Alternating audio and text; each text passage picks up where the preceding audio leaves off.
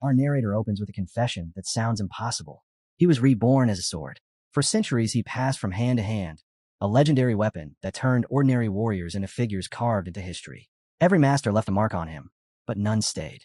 Then he encountered someone who changed everything. Not a wielder who treated him as a tool, but a companion who fought beside him as an equal. His name was Leon Burke, a boy from an unnamed village whose will never bet. With the sword in hand, he hunted werewolves and the undead, carving a merciless road through swarming monsters as they wandered the world together. Their partnership grew into something unmatched, a bond that pushed them to accomplish feats no one else could approach. Yet even legends meet their edge. In a battle that shook the world, Leon Burke was driven to his knees in the frozen wasteland, body shattered and breath ragged. Their last enemy towered before them, a colossal dragon radiating pure malice. Its roar split the mountains. Still, Leon Burke's spirit would not yield. The dragon unleashed a storm of annihilating force, and the warrior answered it head-on, his own power exploding in defiance. With a grin that mocked death, he spoke quietly to his partner and called for one last charge. Man and sword hurled themselves into a final clash of wills with the beast. They rose into the air for a single decisive strike, and the sword remembers that instant as their greatest triumph, the moment they felled the white dragon of the Frost Mountains. After countless legendary campaigns, his comrade Leon Burke ascended to rule a kingdom, while the sword became the living emblem of that legend, handed down through Burke's bloodline under his final command to guard his descendants. Ages passed in silence until a violent shaking dragged the sword from its long sleep, and irritation stirred within him. An arrogant young prince loudly proclaimed himself the new master of the sacred blade as his guards panicked and begged him to return it. A prince stood there clutching him, and the sword felt only disbelief. This spoiled child was the heir of his comrade. To confirm his suspicion, he invoked his authority of judgment to measure the boy's worth, and the verdict was miserable. The prince, Adrian Leon Berg, possessed no talent at all and a list of qualities better suited to livestock than royalty. He struggled just to raise the legendary weapon. Yet in his mind, he was already savoring the day the king and the nobles would be forced to recognize him. He stares at his reflection and declares that no one will overlook him again. The sword listens in silence, thoroughly unimpressed, judging the boast to be the rambling of a fool. Adrian shouts for the great dragon slayer to grant him strength, but inside the blade, there is only contempt. There is no reason to share power with someone so pitiful. The prince roars the weapon's true name, Gruhorn, and begins hacking the air in reckless, clumsy swings while his horrified guards beg him to stop. Instead of listening, the spoiled air whirls on them and threatens their lives for daring to restrain him. He rants that once Gruhorn's power is his, trash like them will mean nothing. His frail body fails him almost immediately. The legendary weapon is too heavy, his footing slips, and he pitches forward. In front of his attendants' terrified eyes, he falls straight onto the blade. A maid cries out as the prince collapses into a spreading pool of blood, and the guards erupt in panic, screaming for the royal physician. From Gruhorn's perspective, the scene twists into something impossible. The realization strikes with cold clarity. The one pierced by the blade is not the boy but himself. His vision swims, and for the first time since his birth as a legendary sword, he feels consciousness slipping away. As darkness closes in, Gruhorn thinks of the kingdom's bleak horizon. If Prince Adrian ever claimed the throne, hope would vanish. The boy possessed no talent, only towering arrogance and endless greed, a lazy and cruel fool unfit to rule. That was the essence of the first prince, Adrian Leon Burke, a looming shadow over the realm. After the accident leaves him hovering between life and death, a strange rumor begins winding through the castle. Servants whisper that the prince has changed overnight. He is no longer smashing furniture or roaming with his delinquent circle. Their worry is thinly veiled ridicule, and they mutter that the infamous heir must be frightened or pretending, certain he will soon return to his old habits. The man at the center of those rumors pays them no mind because he is trapped in a far greater crisis. The soul inside the prince's body is not Adrian's. It is Gruhorn, the legendary sword, who recoils in horror at the thought that he has slain his comrade's descendant and stolen the boy's flesh. His spiraling thoughts are cut short when a maid bursts into the room to announce the king's arrival. Still thinking like a blade rather than a man, Gruhorn reacts with bitter scorn. The king never came when this body was dying, so why appear now? The maid frantically urges him to be silent as a stern and imposing figure steps across the threshold. The man who steps in is an older warrior with white hair and a gaze sharpened by countless battles. He looks down at the slumped prince and states coldly that he heard the boy returned from death, yet his rotten temper appears unchanged. With a curt gesture, he dismisses the maid, sealing the room and leaving only the two of them. Gruhorn stares back in total confusion, unable to place this stranger. The warrior continues, reminding him that they still share the bond of master and student, and yet the prince will not even pretend to recognize him. Revulsion twists inside Gruhorn. So this is the pig's teacher. While the maid anxiously calls to him, his thoughts drip with contempt. He reacts instantly and claims his memory is in ruins, insisting they explain nothing. Before the tension can settle, the guards announce another arrival. The king enters. Gruhorn scoffs internally, assuming this must be the scoundrel's father, but a closer look stops his judgment. The king carries a presence that commands the air itself. Gruhorn had expected the bloodline to have thinned into weakness after generations, yet the monarch's aura proves otherwise. The king fixes his son with a hard stare and remarks that brushing against death has changed nothing about him. Adrian's teacher steps forward and repeats the excuse, explaining that the prince's memories are fractured. Panic ripples through the chamber as orders fly to summon the royal physician at once. Gruhorn is forced to sit still and endure the examination. The elderly doctor finishes with a puzzled expression and reports that the prince's body shows no abnormalities. At most, he suggests, the condition may be temporary, born from severe mental shock. Gruhorn stiffens, a flicker of fear rising as he wonders whether the king has pierced his deception. The monarch lets out a derisive breath and calls the situation convenient, asking if this erases every disgrace committed until now. His voice hardens as he lectures that people are meant to learn from their failures and rise above them. Yet his son has managed to forget even that. Rage distorts his features while he towers over the prince, condemning him for never advancing beyond his past and declaring that such a man has no future to step into. A guard cautiously tries to soothe the furious ruler, but Gruhorn already understands the danger surrounding him. He curses his fate in silence. Expectations of royal treatment vanish, replaced by the bleak certainty that he may not even be regarded as human. Grinding his teeth, he wonders what horrors the original Adrian committed to earn such hatred. Then a voice cuts through the air and calls a single name. Ian. Gruhorn snaps his head toward the sound in stunned shock. A crowned woman bursts into the room and rushes straight at him, wrapping Gruhorn in a crushing embrace while declaring that she heard everything. His lungs compress as she clings to him, brushing aside his past as meaningless if he cannot even remember it. She holds his round cheeks in her hands and mourns how his once beautiful face has withered, leaving Gruhorn reeling in confusion. Then her expression softens, and she admits she is simply grateful he opened his eyes again. She warns him never to touch dangerous things like that sort in the future. While she fusses over him, guilt coils tightly inside his chest. He apologizes in silence, knowing her real son is already gone. When night settles, the weight of his situation presses down on him. The queen eventually departs with instructions for him to rest, and Gruhorn collapses back into the chair, utterly spent.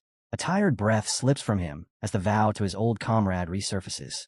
He was supposed to guard Leon Burke's bloodline, yet now he feels like its executioner.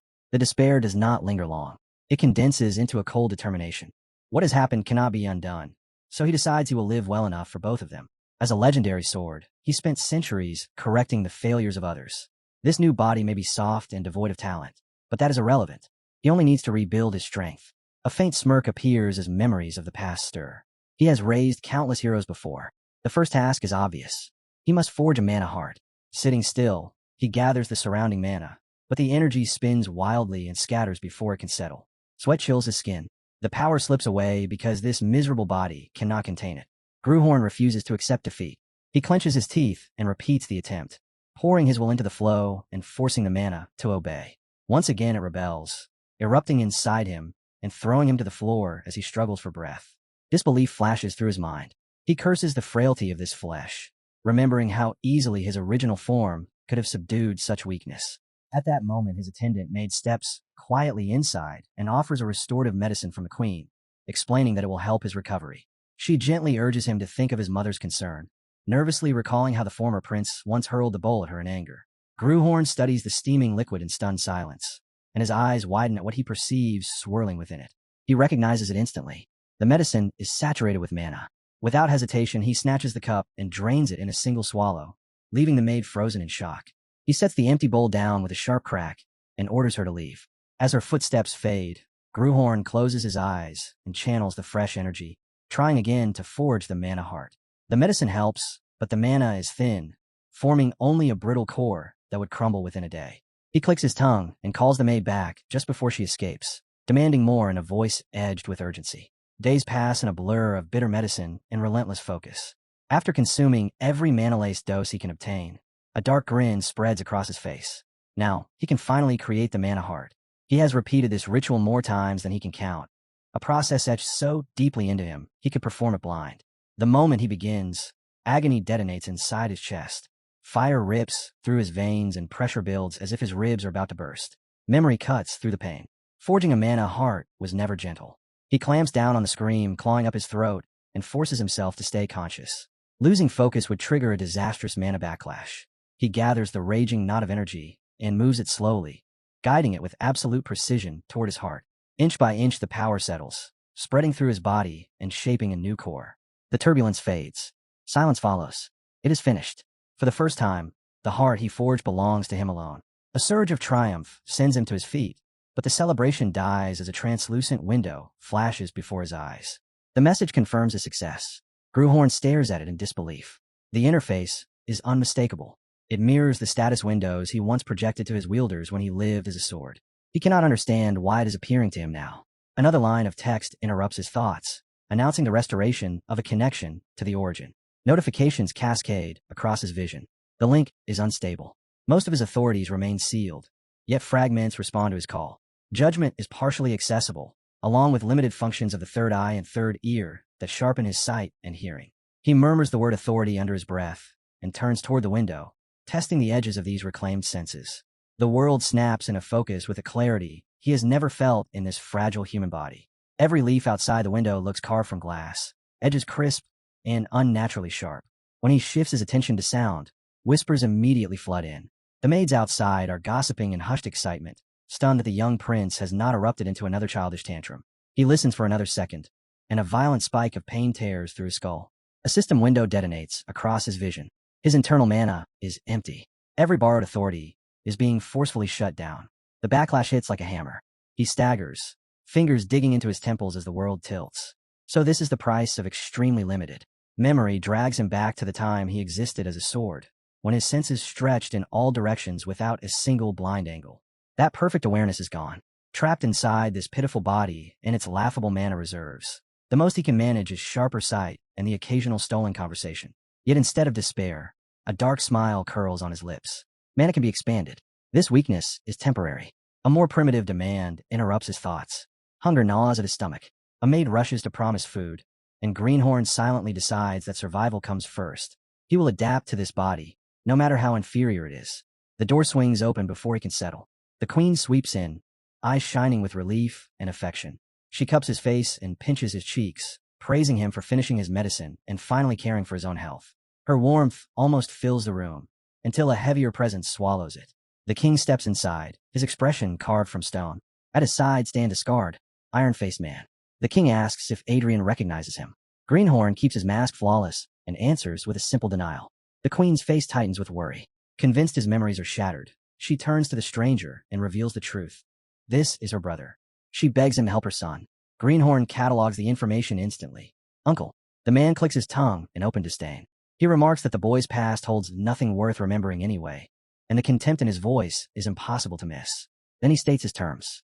The only assistance he will give is to forge this soft, useless body into something functional. There will be no privileges, no mercy.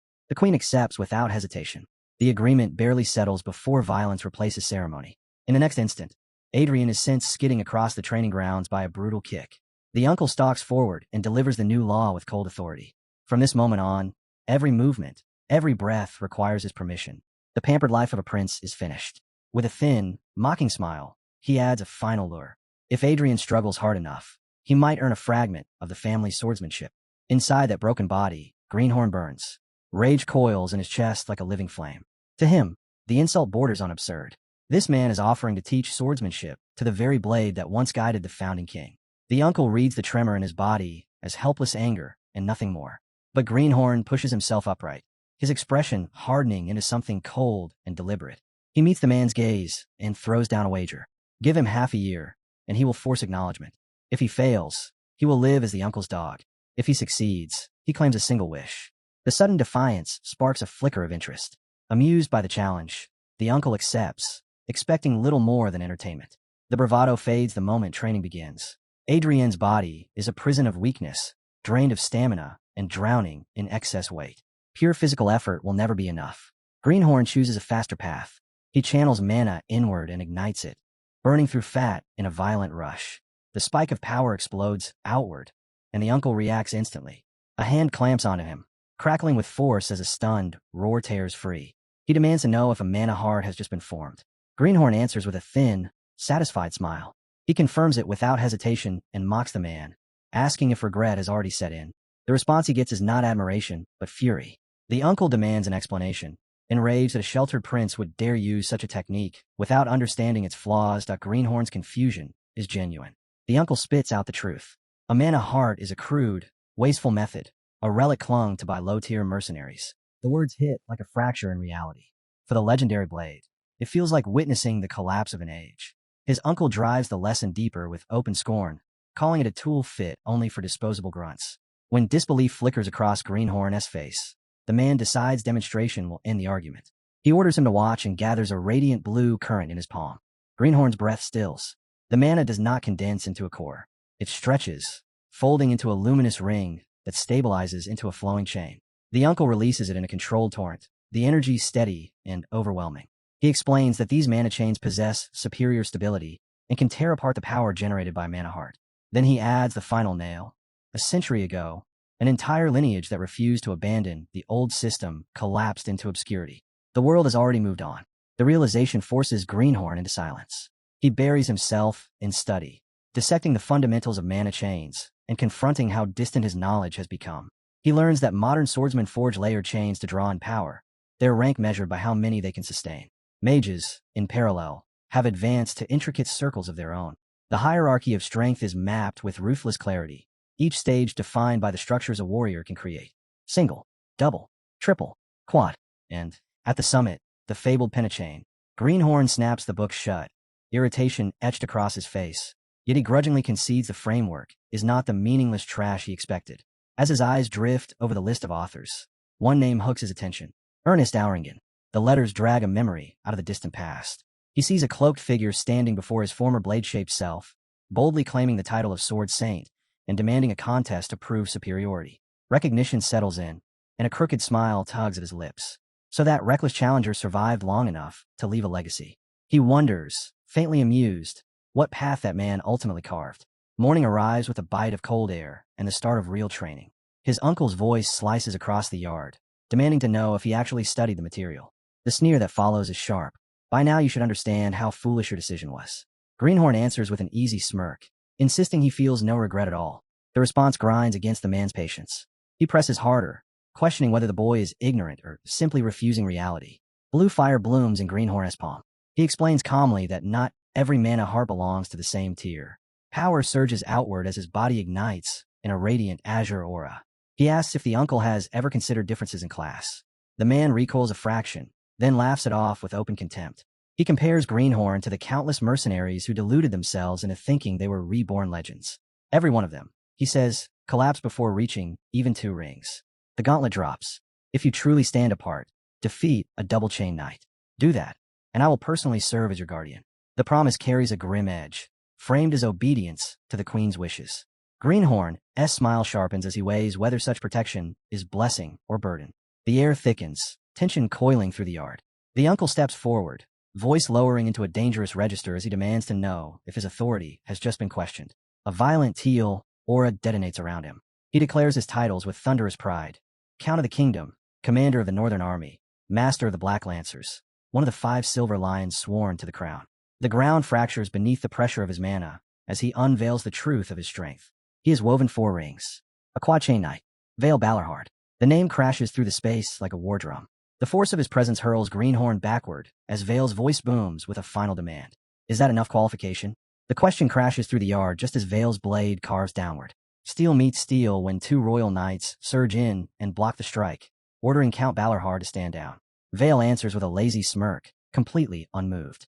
Across from him, Greenhorn bares his teeth in a fierce grin and accepts the wager out loud, shouting that his uncle better not dare forget his promise. Training grinds on, and by the end of the first day Greenhorn is sprawled on the ground, lungs burning, vision swimming. He jerks upright in raw panic as the truth slams into him. He had brushed the edge of death. Vale towers overhead, ridiculing that reckless determination and coolly remarking that beating even a single chain knight would be a miracle, let alone a double. Rage boiling in his chest, Greenhorn staggers away from the yard, muttering curses at that monstrous man. He finally drags himself back to his room and freezes. Someone is already inside. The royal physician turns with mild surprise, pleased that the amnesiac prince still recognizes him. Greenhorn demands an explanation. The physician calmly states that the queen ordered him to administer healing magic. The moment the old man begins to prepare the spell, Greenhorn snaps. He shoves him toward the door and refuses outright. Healing would erase every shred of progress carved out by today's agony. He will not allow it. Before the tension can settle, another voice drifts in from the doorway. A young man in a crimson coat steps inside wearing a practiced, self-satisfied smile. Later, seated at dinner, Greenhorn studies the newcomer over the rim of his bowl, unease prickling along his spine. A knight bends close and murmurs the identity of the guest. His Highness, the third prince. The prince offers shallow condolences about Adrienne's accident, calling it a tragedy with a smile that never reaches his eyes. Greenhorn dismisses the pretense and demands the real reason for the visit, asking if he came simply to provoke him. Malice flickers openly in the prince's gaze. He mocks the fool who drove a sword into his own body, then leans back and mentions a rumor he recently heard. That single remark sharpens Greenhorn's focus. The prince reveals he knows about the wager with Count Balorhard, the promise tied to defeating a double-chain knight. A predatory grin spreads across his face as he suddenly leans in, invading Greenhorn's space. He offers himself as the opponent. Then he withdraws as abruptly as he arrived, leaving the air heavy and silent. Greenhorn sits motionless, the proposal echoing in his mind. What was that creature supposed to be? Greenhorn stares at the empty doorway, irritation simmering as he wonders why every descendant of Leon Berg seems twisted in the same way. The knight at his back answers quietly. Third Prince Gillian is no ordinary royal. Since childhood, he has been hailed as a prodigy, a once-in-a-generation talent. At 14, he already stood as a double-chain knight, a natural genius in the art of mana chains. The information settles heavily when a trembling maid rushes in, arms buried beneath 2 towering stacks of letters addressed to him. Greenhorn takes one in confusion. Letters? This body had been ignored for years. Why the sudden attention? He tears it open and understands instantly. Duel requests. Knights and swordsmen lining up to become his sparring partners. Word of the wager has spread like wildfire, and everyone nursing resentment toward the former prince now sees a lawful excuse to beat him senseless. Instead of dread, a sharp smile cuts across his face. So he has become prey. He snatches a bundle of letters and calls to the stunned maid, ordering her to record every single name. The next morning, a wooden sword skids across the training ground and stops at his feet. Vale stands over him, voice glacial as he commands him to pick it up. If the wager is to mean anything, Adrien must at least grasp the basics. He refuses to hear excuses about losing because no one taught him how to hold a blade. Greenhorn bends to retrieve the sword, grumbling under his breath about that unbearable temperament. The moment he tries to straighten, pain detonates through his body. His muscles scream, forcing a ragged cry from his throat. Vale's hand clamps onto his shoulder, confusion flickering in his eyes as he asks whether healing magic was administered. He leans closer, tone sharpening. Any knight should understand this. Healing restores muscle to its prior state. It does nothing to strengthen it. The logic clicks into place, and Greenhorn gives a short acknowledgement. Vale dismisses the matter with a curt turn. It was never the real point. He raises his own blade, expression hardening. He will not repeat this demonstration. Watch. Teal light erupts around him as he executes the kingdom's foundational sword form. His strikes come in a relentless cascade, each cut precise and devastating, the blade wrapped in flowing energy. He moves with impossible speed and flawless control, every motion a lesson etched in steel. This technique is the bedrock upon which the kingdom's knights are forged. With a final decisive downward strike, the basic form erupts outward, and a violent shockwave fractures the stone beneath his feet. Greenhorn freezes, his breath hitching as disbelief floods his face. He stammers, asking if that blow really came from the same foundational sword-style knights used to build their discipline. Vale answers with a dismissive scoff. The blade may be dull because it is only a training sword, but the movement is pure, loyal to the fundamentals. For someone of his ability, Vale adds coldly, even this might be excessive. Yet Greenhorn feels no humiliation. Instead, exhilaration surges through him. Ages have passed, and the legendary dragon slayer art that once severed a mad dragon's head has been reduced to a child's exercise, treated as a trivial drill. Vale warns that mastering basics alone will never win their wager and suggests he seek another instructor. But Greenhorn cuts him off without hesitation. There is no need. He refuses to learn any other art. This alone will suffice. Vale studies him in brief surprise, then shrugs and tells him to proceed as he wishes. Reignited with purpose, Greenhorn hurls himself back into training. Each swing of the massive blade forces a bitter truth into his mind. The Dragon Slayer style being labeled as mere basics is an inevitable evolution he cannot deny. Modern swordsmanship has lost its core essence, the will to slay dragons. Warriors who discarded the mana heart and forgot how to pour their intent into steel can no longer perceive the style's true worth. His movements remain awkward and feeble until Vale halts him mid-swing. Strength does not enter the sword through rigid arms alone.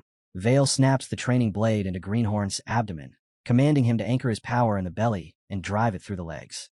True force must travel through the entire body before it reaches the edge. Greenhorn understands. In this frail body, he is only imitating a hollow shell of the Dragon Slayer art, but he refuses to let the authentic style be cast aside like useless scrap. Days blur together under relentless discipline. One day stretches into 2, then 3, then a week, and finally an entire month vanishes as Greenhorn devotes every waking moment to forging his body and refining his mana. At last, the strain yields results. System messages announce his transformation.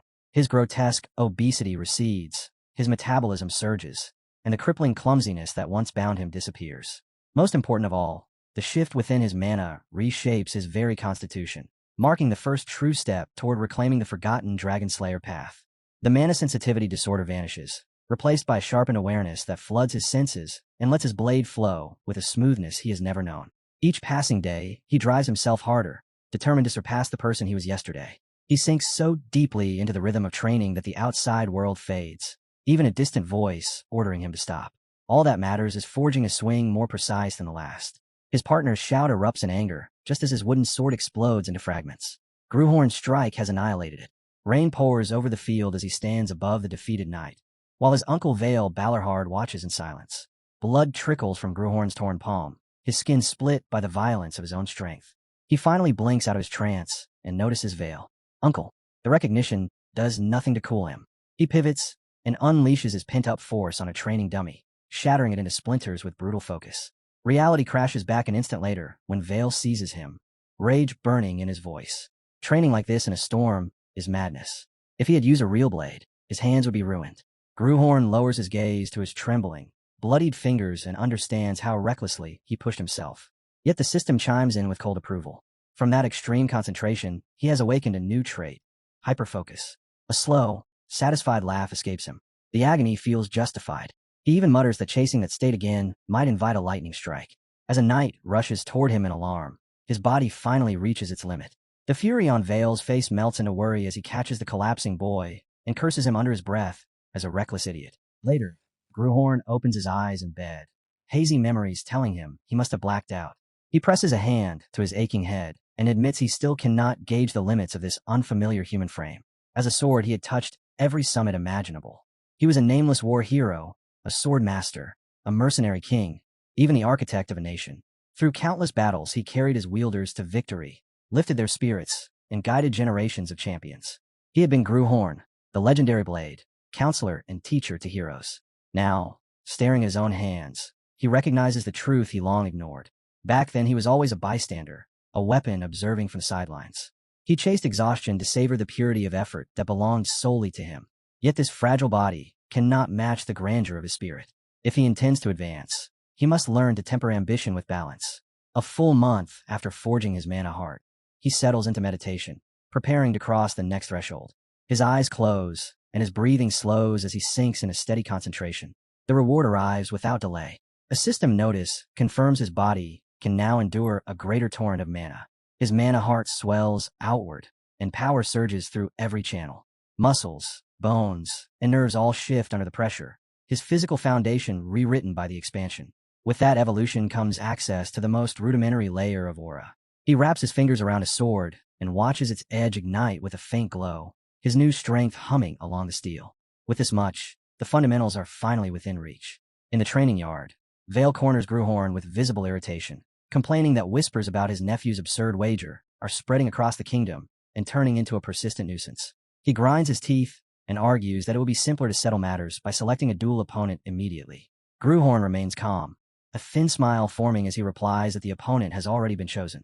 He waves the matter aside and proposes a warm-up against a few single-chain knights. Vale gives a careless nod. Grewhorn then calls over a knight clad in ornate armor. The man, Carl, steps forward and bows before presenting a scroll. He explains that it contains the names of everyone who has submitted duel requests. As Grewhorn accepts the list, Carl hesitates and asks if he truly intends to face them. Most of these challengers, he warns, harbor personal grudges and will gladly use the arena to cripple him. Grewhorn's smirk does not fade. He is fully aware, and that is precisely the point. He turns to Vale and asks him to serve as referee. The request sounds simple on the surface: prevent any deaths during the matches. The implication is clear that the danger may come from his own excess. Several days later, the first duel arrives. A young man stands before the palace gates, sweat soaking his clothes as he stares up at the extravagant residence with naked contempt. This is Taylor Tailheim, second son of a minor baron, and revenge is the only reason he has come.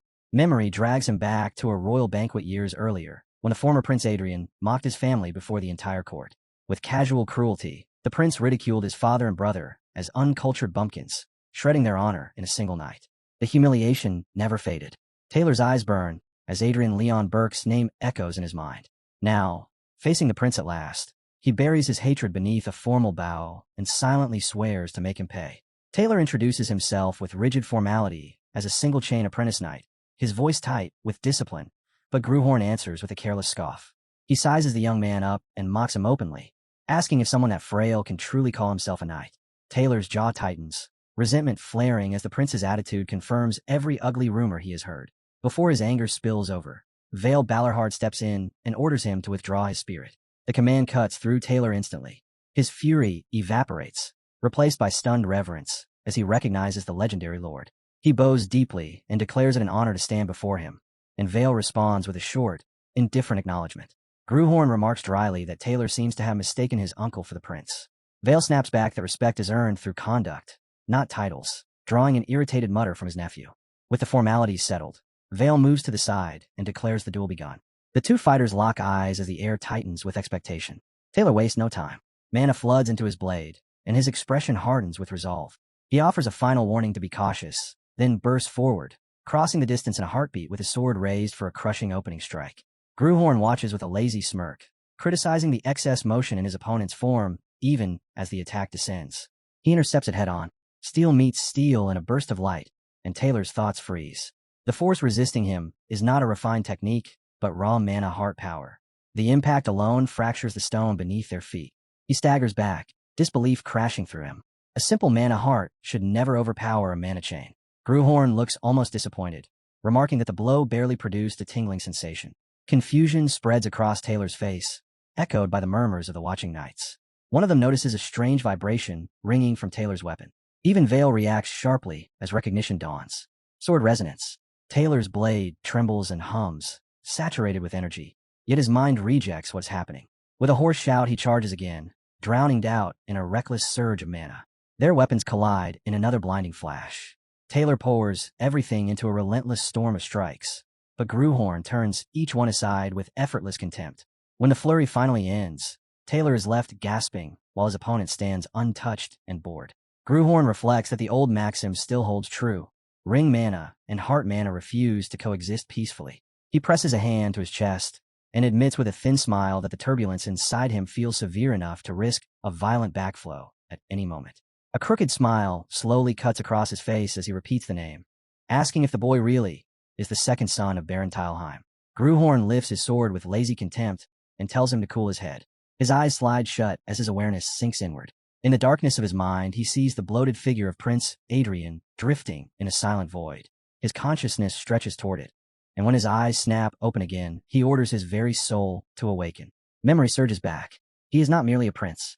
He is a legendary blade, feared as both demon sword and holy sword. Countless titles and myths bound to that existence rise from the depths of his spirit. His mana heart accepts that crushing will, and the dormant instinct to slay dragons tears free of its chains. The echo of his final battle as a sword floods him, carrying the purpose he was forged for. A system window materializes, declaring the dragon slayer's heart awakened. Built for nothing but dragon killing, a vast crimson aura detonates from his body. Another notice confirms that the heart's energy has fused with his weapon and released its authentic, terrifying might. Taylor's legs shake uncontrollably as the monstrous pressure bears down on him. He cannot even process what stands before him. Vale Ballarhard senses the murderous intent and bellows for the duel to end, but the warning arrives a heartbeat too late. Gruhorn's crimson eye ignites, and he swings. A memory flashes of their conversation before the match, when Gruhorn asked his uncle for a single favor. If it ever looks like he is about to kill his opponent, Vale must be the one to stop him. In the present, Vale fulfills that promise. His spear crashes into the descending strike in a violent eruption that rips apart the courtyard floor. When the dust clears, Vale remains planted at the center, lightning dancing along his weapon. The backlash hurls Gruhorn through the air and slams him into the fractured wall. Seeing the prince struck down, the royal knights instantly level their blades at Vale and surround him, voices rising with accusations of treason. They demand to know what crime he thinks he is committing. Gruhorn forces himself upright and orders them back. He admits the intervention was his request. Blood slips from the corner of his mouth as he adds dryly that he never told his uncle to knock him senseless. The knights stare in confusion while the shock of the impact continues to pulse through his body. He presses a hand against his chest, shaken by the realization that the blow traveled straight to his core. For an instant, he was certain his mana heart would shatter. He steadies his breathing and replays the clash in his mind, still feeling the echo of his uncle's overwhelming strike reverberating through his body. His awareness sinks inward to his mana heart, scanning every current and fracture point. Finding no lingering damage, he exhales in quiet relief, and that relief twists into a satisfied grin. In the end, the result is simple. He stood his ground and claimed victory in the duel. The door cuts that moment short. A sharp voice slices through the room, demanding to know what could possibly be so amusing. His uncle, Vale Ballerheart, stands at the threshold with a storm in his eyes. He steps inside and unleashes his anger without restraint, pressing him about the grotesque sword style he displayed. That was never a technique Vale had taught. Gruhorn meets the fury with a level, unflinching stare and answers that he only followed the true essence of the sword. Vale dismisses the claim with a harsh scoff, calling it empty bravado from someone untouched by real war. Yet the memory of that blood-red aura lingers in his thoughts. He voices the conclusion plainly. If that is the essence Gruhorn believes in, then it is nothing but naked killing intent. To Gruhorn's surprise, the rage does not escalate. Vale's expression hardens into grim acceptance. The truth may be crude and unsettling, but it remains the truth. The unexpected concession steals Gruhorn's words. A crooked smile pulls at his lips as he admits he expected a lecture about purity and perfection. Vale answers with blunt pragmatism. He is no chivalric knight chasing ideals. He is a soldier who walks the road of victory, not righteousness. His gaze drops heavily onto the prince as he warns that Gruhorn's blade crosses a dangerous line. When killing intent swells beyond control, friend and enemy blur into the same target. Gruhorn fires back that this entire outburst is simply his uncle trying to correct that flaw. Vale folds his arms and declares he will observe him closely, judging whether the boy masters his inner demon or is devoured by it. 3 relentless days of practice duels grind past in a haze of steel and exhaustion. At the end of it, Gruhorn stands across from his first opponent once more and recalls the name, Taylor Talheim. He offers a casual smile and praises the effort shown over the past days, though for Taylor the experience has been pure torment. For 3 unbroken days he endured a blade drenched in raw, suffocating killing intent. Gruhorn leans closer, a teasing curve on his lips as he points out the bitter truth. It would have been satisfying to land even a single decisive blow in return, yet that chance never came. He straightens and gestures toward a nearby maid, his voice shifting into crisp command as he orders her to bring the item over. She approaches carrying an ornate wooden chest, confusion flickering across her face. The maid hesitates at the sight of the chest and asks what it contains. A sharp memory cuts through Gruhorn's thoughts, fragments of the original Prince Adrienne's cruelty surfacing like stains he cannot ignore. He tells Taylor he has heard enough about the things done to him in the past and admits he cannot fully atone for them, but he intends to try. He presses the chest into Taylor's hands and instructs him to deliver it to Baron Talheim, explaining that it holds a modest sum of gold and a letter. Taylor accepts it in stunned silence. As the young man departs, Gruhorn watches his retreating figure and tells him to travel safely. Inwardly, he reasons that the former prince's sins are not truly his burden, yet any man who labors deserves fair payment. Word of the duel races through the kingdom with vicious speed. The court seizes on the story with delight, convinced the arrogant prince has finally destroyed himself. Nobles and servants whisper eagerly, savoring the humiliation they expect will soon follow. Days slip by, yet the scandal they hunger for never arrives. Instead, when Taylor is cornered and questioned about the match, he answers with calm respect. To everyone's disbelief, he and his companions speak highly of the prince and dismiss the conflict as nothing more than a misunderstanding. The gossips stagger under the contradiction and settle on the explanation that best suits their cynicism. The royal family must have forced his silence. When this warped tale reaches Gruhorn, his patience snaps. He rages that Taylor's restraint is nothing but shame over a crushing defeat and vents his contempt for the idle nobles twisting the truth. Vale listens and coolly notes the irony dripping from his complaints. Determined to seize control of the narrative, Gruhorn changes tactics with his next challenger. After compensating the young man, he leans close with a chilling stare and orders him to spread an accurate account of the duel. Certain his blunt method has fixed everything, he indulges in brief satisfaction. It evaporates when a trembling maid reports the consequences. His threats have birthed a fresh rumor, one claiming he bullies opponents into fabricating victories. Disgusted with the endless chatter of the court, Gruhorn abandons any attempt to manage it and turns wholly toward the blade. He pours every shred of irritation into training, driving himself without mercy. Each passing day tempers his body and sharpens his will. After cutting through challenger after challenger, he asks Carl how many remain. A bored sigh escapes him as he admits that sparring with apprentice knights no longer tests him. Carl answers that the final opponent is different. This is a knight formally schooled in the sword, not a pampered heir, but a genuine prodigy who entered a knighthood to hone his craft. A dark smile creeps across Gruhorn's face the moment he hears the name Arwen Karen, a probationary knight of the Iron Lion Knights. When the day of the duel arrives, the arena hums with restless chatter. Royal knights immediately recognize the Iron Lion emblem etched into the challenger's armor and murmur in surprise at her presence. Arwen carries a reputation wrapped in countless titles: the Flower of the Cliff, the Thorny Rose, the woman said to have shattered more hearts than any blade. The spectators marvel that someone of her stature and beauty would step forward to face the prince, trading jokes that his recent transformation must be impressive to draw her out. Arwen ignores the noise entirely, her focus locked forward while others speculate that she might soon humiliate him. The Iron Lion Knights stand among the kingdom's most elite orders, and Arwen herself is already spoken of as a talent destined for full knighthood. Gruhorn turns to Carl with genuine puzzlement and asks why a prodigy like her would seek him out. Carl hesitates before admitting there had been a minor incident in the past. Gruhorn dismisses the excuse instantly. Knowing the man he used to be, it was never a small misunderstanding. He seizes a passing maid and demands the truth. Under his stare, she trembles and finally confesses that he once harassed Sir Arwen. The revelation hits like a physical blow. Gruhorn clutches his head, cursing the former prince in disbelief. The memory resurfaces in a vivid flash. The bloated figure of Prince Adrian, leering as he offers Arwen a place as his personal maid. Her response is immediate and sharp as she slaps his hand away and declares that knights are not possessions to be claimed. The prince's face contorts with childish fury, and he erupts into a stream of petty insults. The maid's account ends, leaving Gruhorn drowning in secondhand shame. He can only grimace at what he considers the grotesque courtship of a spoiled degenerate, privately scoffing at the absurdity of anyone ever calling Arwen unattractive. Arwen steps forward and delivers a formal greeting. Gruhorn answers with a flat remark that she looks unchanged. Inside, he notes the irony that while she stands the same, he is no longer the person who committed those acts, his mind and purpose rebuilt from the ground up. The uneasy exchange is interrupted by the arrival of his uncle, Vale Ballerhart, whose presence tightens the air. Vale's sharp gaze settles on Arwen as she introduces herself as a probation knight of the Iron Lion Order. Rather than offering polite neutrality, he gives her a cold warning to stay alert, stating that the prince's sword is merciless. The comment ignites silent irritation in Gruhorn as the tension between them coils tighter. Ignoring the glare burning into his back, Vale commands them to take their places. His raised hand falls, and the duel begins. Arwen moves first. She drops low and surges forward with explosive speed, her stance sharp and predatory. Gruhorn watches her approach with a thin, confident smile, intent on measuring the famed talent of the Iron Lion Order. She springs upward without warning, mana snapping along her blade as it crashes down toward him. He reads the trajectory in an instant and judges the motion efficient. He intercepts the strike with precise timing, steel meeting steel in a clean block. Yet the collision hammers through his frame and sends his mana churning backward in violent recoil.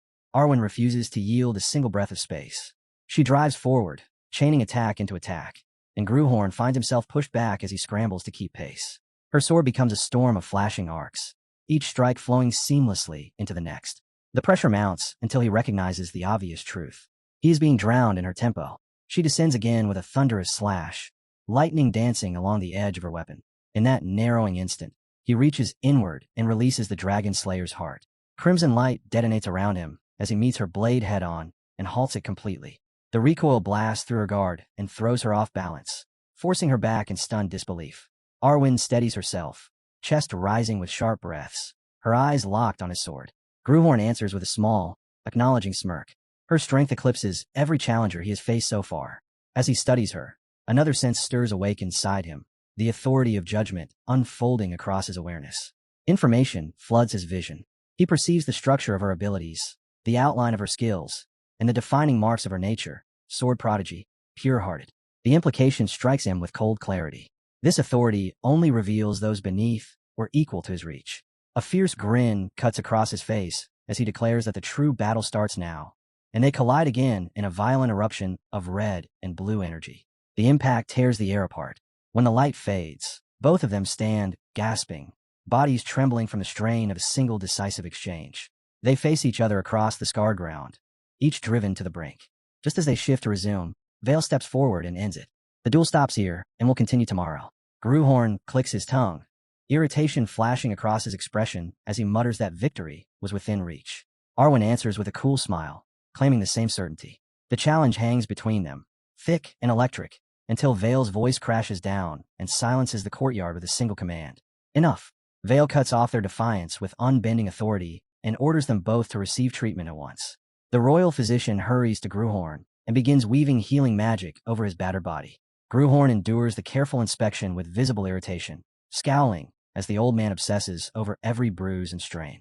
On the opposite side of the courtyard, Arwen undergoes the same process, silent and rigid, the rivalry between them still hanging heavy in the air. When the treatments end, they turn away from each other without a word. Inside, Arwen's determination burns hotter than ever. She refuses to accept defeat. The duels resume and stretch across the following days, each clash ending without a clear victor. By the third day, even the seasoned royal knights cannot hide their astonishment. Arwen's reputation as a prodigy was never in doubt, yet the prince matches her blow for blow, his growth undeniable. As the two step forward once again, the gathered spectators brace for a final resolution to the deadlock.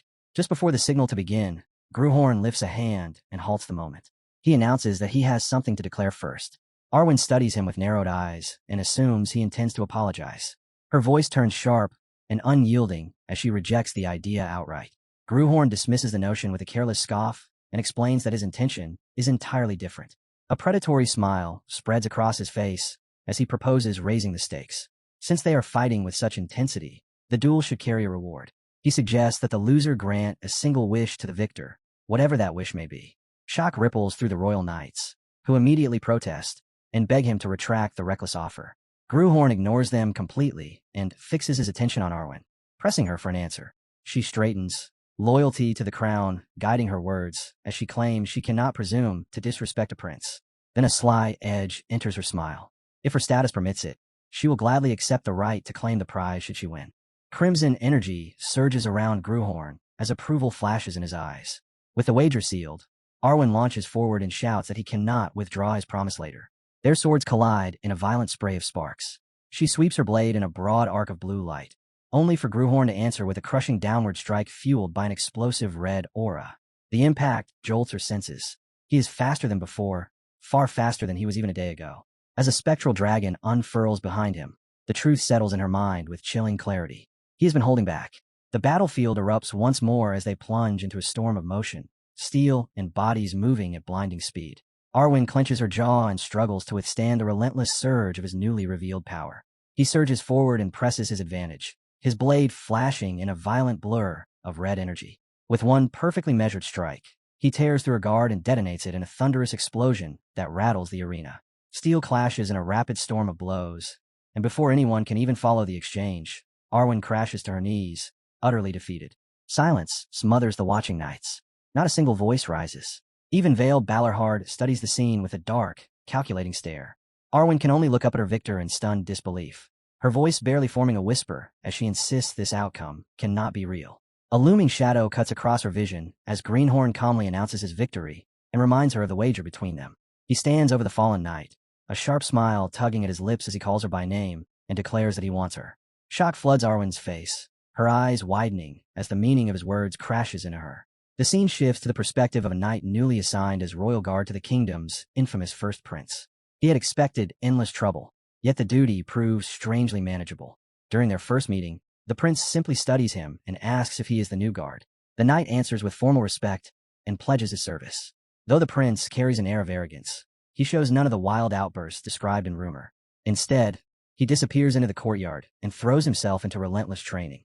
Day after day, Prince Adrian hammers his body and skill with an intensity that borders on inhuman. Even when rain lashes down in sheets, he refuses to stop. The other guards murmur uneasily, wondering if they should intervene, but a strange pressure begins to coil around the prince, freezing them in place. The new guard can only shout a warning as golden light suddenly erupts. The prince's strike detonates against the training dummy in a blinding flash, splintering wood in every direction. Through the wreckage, Greenhorn bears a fierce, exhilarated grin, savoring the strain of pushing past his limits. Watching that solitary figure carve his path through the storm, the guard becomes certain that his highness is destined for greatness. That certainty is shaken the moment the prince voices his demand to the defeated Arwen Karen. The gathered knights recoil in open shock, and even his ruthless Uncle Vale begins to reassess the young man. Arwen lifts her head and asks if that request is truly his desire. Greenhorn scoffs and reminds her that in her current state, she is an apprentice who could not overcome even a disgraced prince. Then his grin sharpens as he reveals what he actually seeks. It is not her submission he wants, but the promise hidden within the knight named Arwen Karen, the strength she could one day become. He states plainly that he has no need for a guard handed to him by royal command. He states it plainly. He does not need a knight assigned by decree.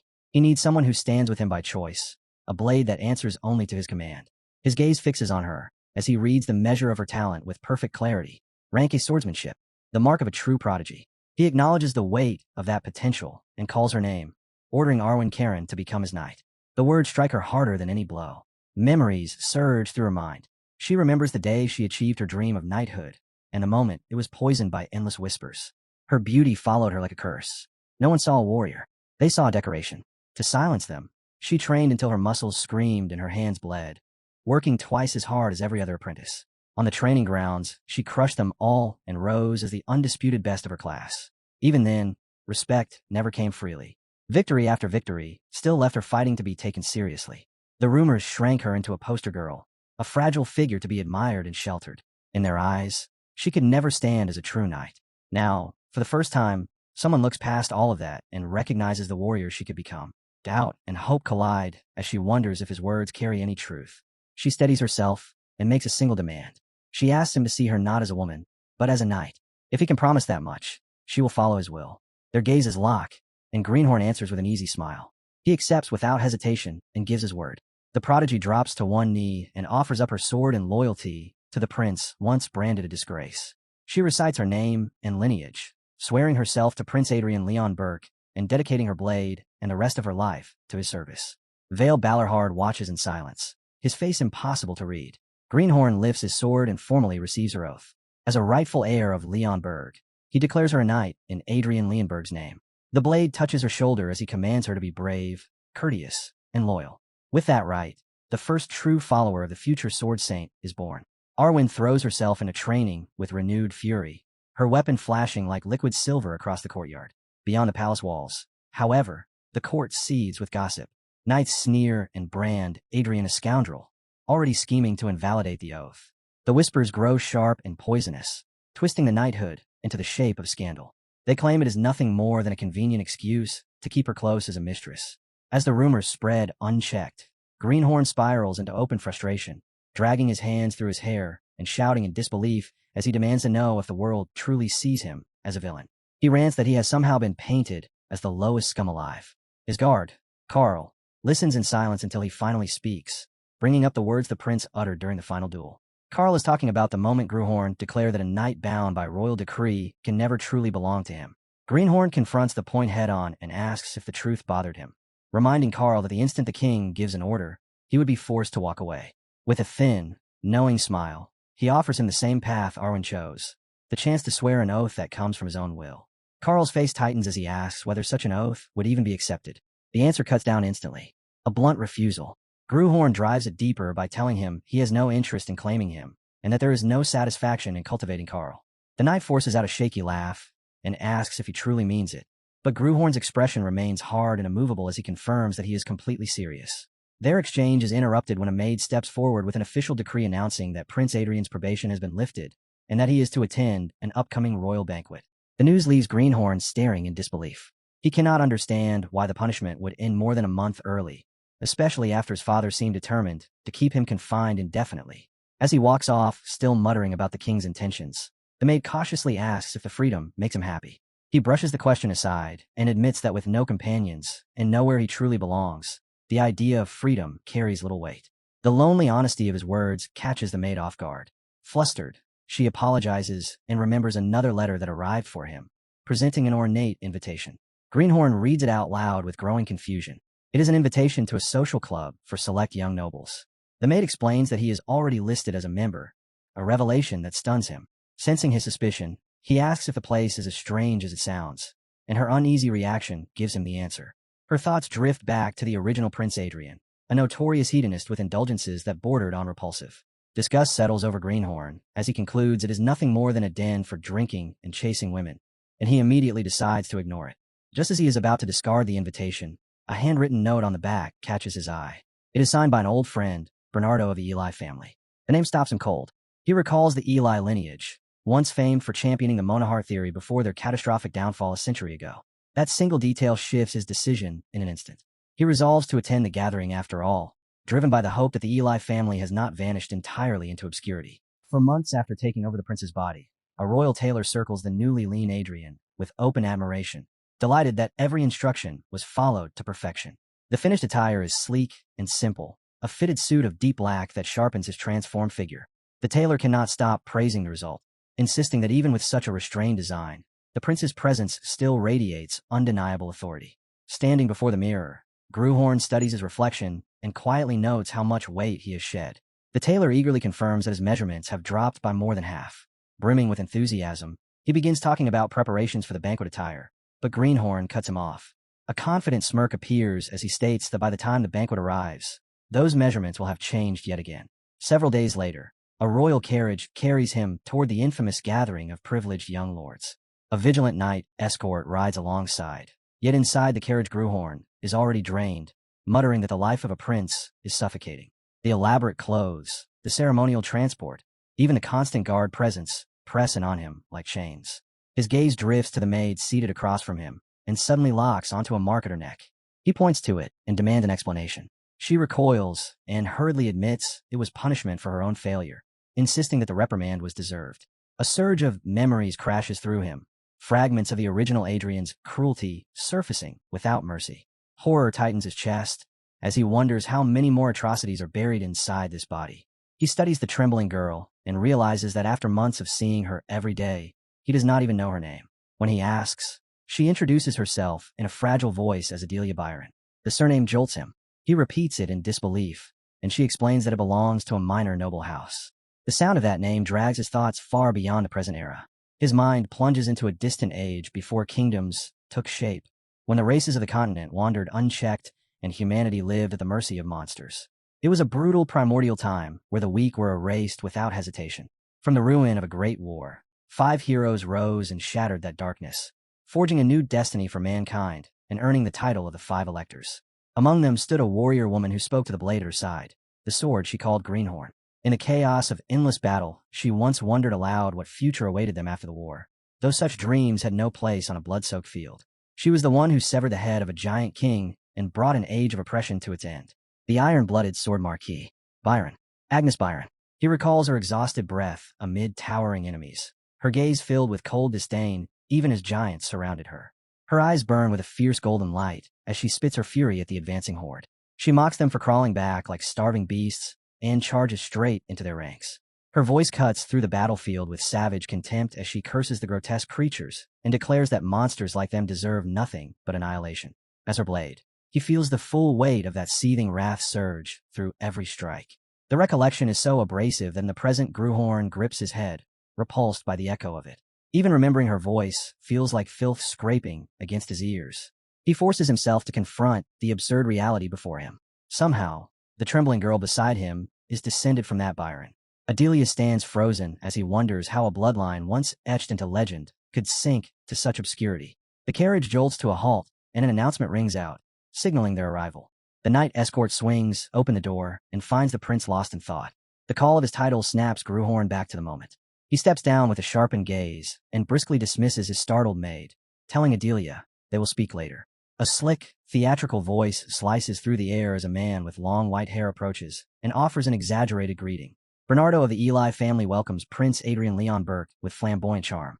Grewhorn studies him with open skepticism, immediately judging the descendant of the Eli line with cold appraisal. Bernardo comments on his weight loss with feigned sympathy, but Grewhorn answers with a short, derisive laugh and a thin, dangerous smile. He replies in an eerily calm tone that it is nothing and that he is simply glad he decided to come. Resting a hand on Bernardo's shoulder, his smile turns predatory as he thanks him and promises that the day will prove entertaining. The gesture leaves Bernardo visibly unsettled. Inside, the The club reveals itself as a pit of excess where members trade vulgar stories and indulge in shameless behavior. Amid the noise and indulgence, Greenhorn sits apart, quietly surveying the room. Bernardo watches from a distance, sweat gathering at his temple as unease creeps in. He cannot reconcile this composed figure with the reckless prince he remembers. Normally the man would already be drowning in drink, yet now he sips his wine with measured restraint. The change in his bearing is unmistakable, his presence steady and impenetrable. A club member with a greasy grin suddenly leans close, eager to spread gossip about Arwen and the rumors surrounding her oath. Greenhorn listens without a flicker of reaction.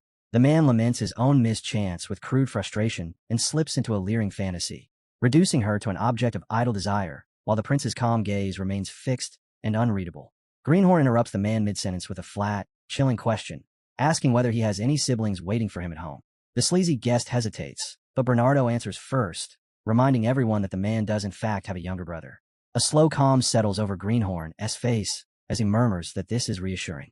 Before anyone can grasp his meaning, his fist lashes out like a bolt of steel. The punch lands with brutal precision, snapping the man's head back and hurling him onto the floor amid shattered glass and splashing wine. The hall locks in stunned silence, every eye fixed on the sudden eruption of violence, and even Bernardo stands frozen, unable to believe what he just witnessed. A thin, merciless smile curves across Greenhorn's lips as he explains himself, saying it is comforting to know the family bloodline will continue. Then, without the slightest hesitation, he drives his heel down onto the unconscious man's chest. Shocked gasps ripple through the crowd as he looms over his victim like a ruler claiming his throne. Staring coldly at the broken figure beneath him, he announces that from this moment onward the younger brother will inherit everything. Fury explodes from one of the fallen man's companions, who charges forward in blind rage, only to be met by another savage hook that crushes into his jaw. The rest of the guests remain rooted in terror, watching the scene unfold like a nightmare. Sweat beads along Bernardo's skin as the truth sinks in. The reckless drunk he once knew is gone, replaced by a predator carved from ice. The furious club member staggers upright, clutching Greenhorn's arm and demanding an explanation. Greenhorn's fingers clamp down like iron as he leans close, his voice dropping into a dangerous whisper. He tells the man to listen carefully, his eyes blazing with restrained fury while he declares his rule. He can endure being called a rogue, but he will never endure being treated like one. Confusion flickers across the onlookers' faces, and Greenhorn punctuates his warning with another crushing strike, bellowing that it simply means the man requires further punishment. The blow sends the victim skidding violently across the room. When the echoes fade, a suffocating hush settles over the hall. Greenhorn stands amid the wreckage, radiating a suffocating aura of menace while the battered bodies lie scattered at his feet. Overcome by fear, Bernardo collapses to his knees the instant Greenhorn calls his name, answering in a trembling stammer. A savage, bloodthirsty grin spreads across Greenhorn's face as he reminds the terrified host that he promised today would be entertaining. Bernardo's mind reels, unable to understand why this madman has erupted so suddenly. Towering above him, Greenhorn delivers a final, icy order to summon the royal knights, and Bernardo scrambles upright at once, swearing frantic obedience. Bernardo bolts from the chamber, abandoning Greenhorn at the center of a room, drowned in silence and fear. Blood is spattered across his face, yet his expression remains perfectly composed. His gaze sweeps over the remaining guests, and he orders the women to leave. Chairs scrape as they rush for the exit. One man instinctively follows, but Greenhorn's voice slices through the air and stops him cold. He reminds them that he specifically said women. A vicious smile curves on his lips as he delivers a promise heavy with menace, hinting that any man who attempts to run will lose far more than his pride. The memory of his earlier violence still hangs thick in the room, and the threat roots the remaining men to the spot. With measured calm, he begins reciting their offenses. First is their utter lack of respect for his royal standing. They mocked him openly, and worse, they dared to insult his knight, Arwen. The doors burst open as the royal knights arrive, armor clattering against the marble. Greenhorn greets them with a quiet, chilling question. The lead knight steps forward and immediately starts listing the crimes, beginning with insulting royalty. Color drains from the men's faces as the charge escalates to treason. The knights stand ready, awaiting a single word from their prince. His command is brief and absolute. Seize them all. Later, Greenhorn stands before the throne, facing the storm he has stirred. The king's fury shakes the hall as he bellows that 14 noble heirs have been arrested under sweeping accusations of insult and treason. Greenhorn does not flinch. The king lays out the political disaster in stark terms. By invoking royal authority, the punishment must be harsh, yet the retaliation from 14 powerful families could tear the court apart. With a faint smirk, Greenhorn asks if the king truly fears their backlash. He dismisses the prisoners as worthless burdens their own households would gladly abandon and presents a simple remedy. Send letters. He tells the king to stop pretending ignorance and address them to the relatives most eager to manage each family's internal struggles, the ambitious siblings waiting for a chance to rise. The ruthless clarity of the plan leaves the king momentarily speechless. After a curt gesture of dismissal, he orders Greenhorn out. As he departs, Greenhorn carries the quiet satisfaction of a man who knows he has forced his point.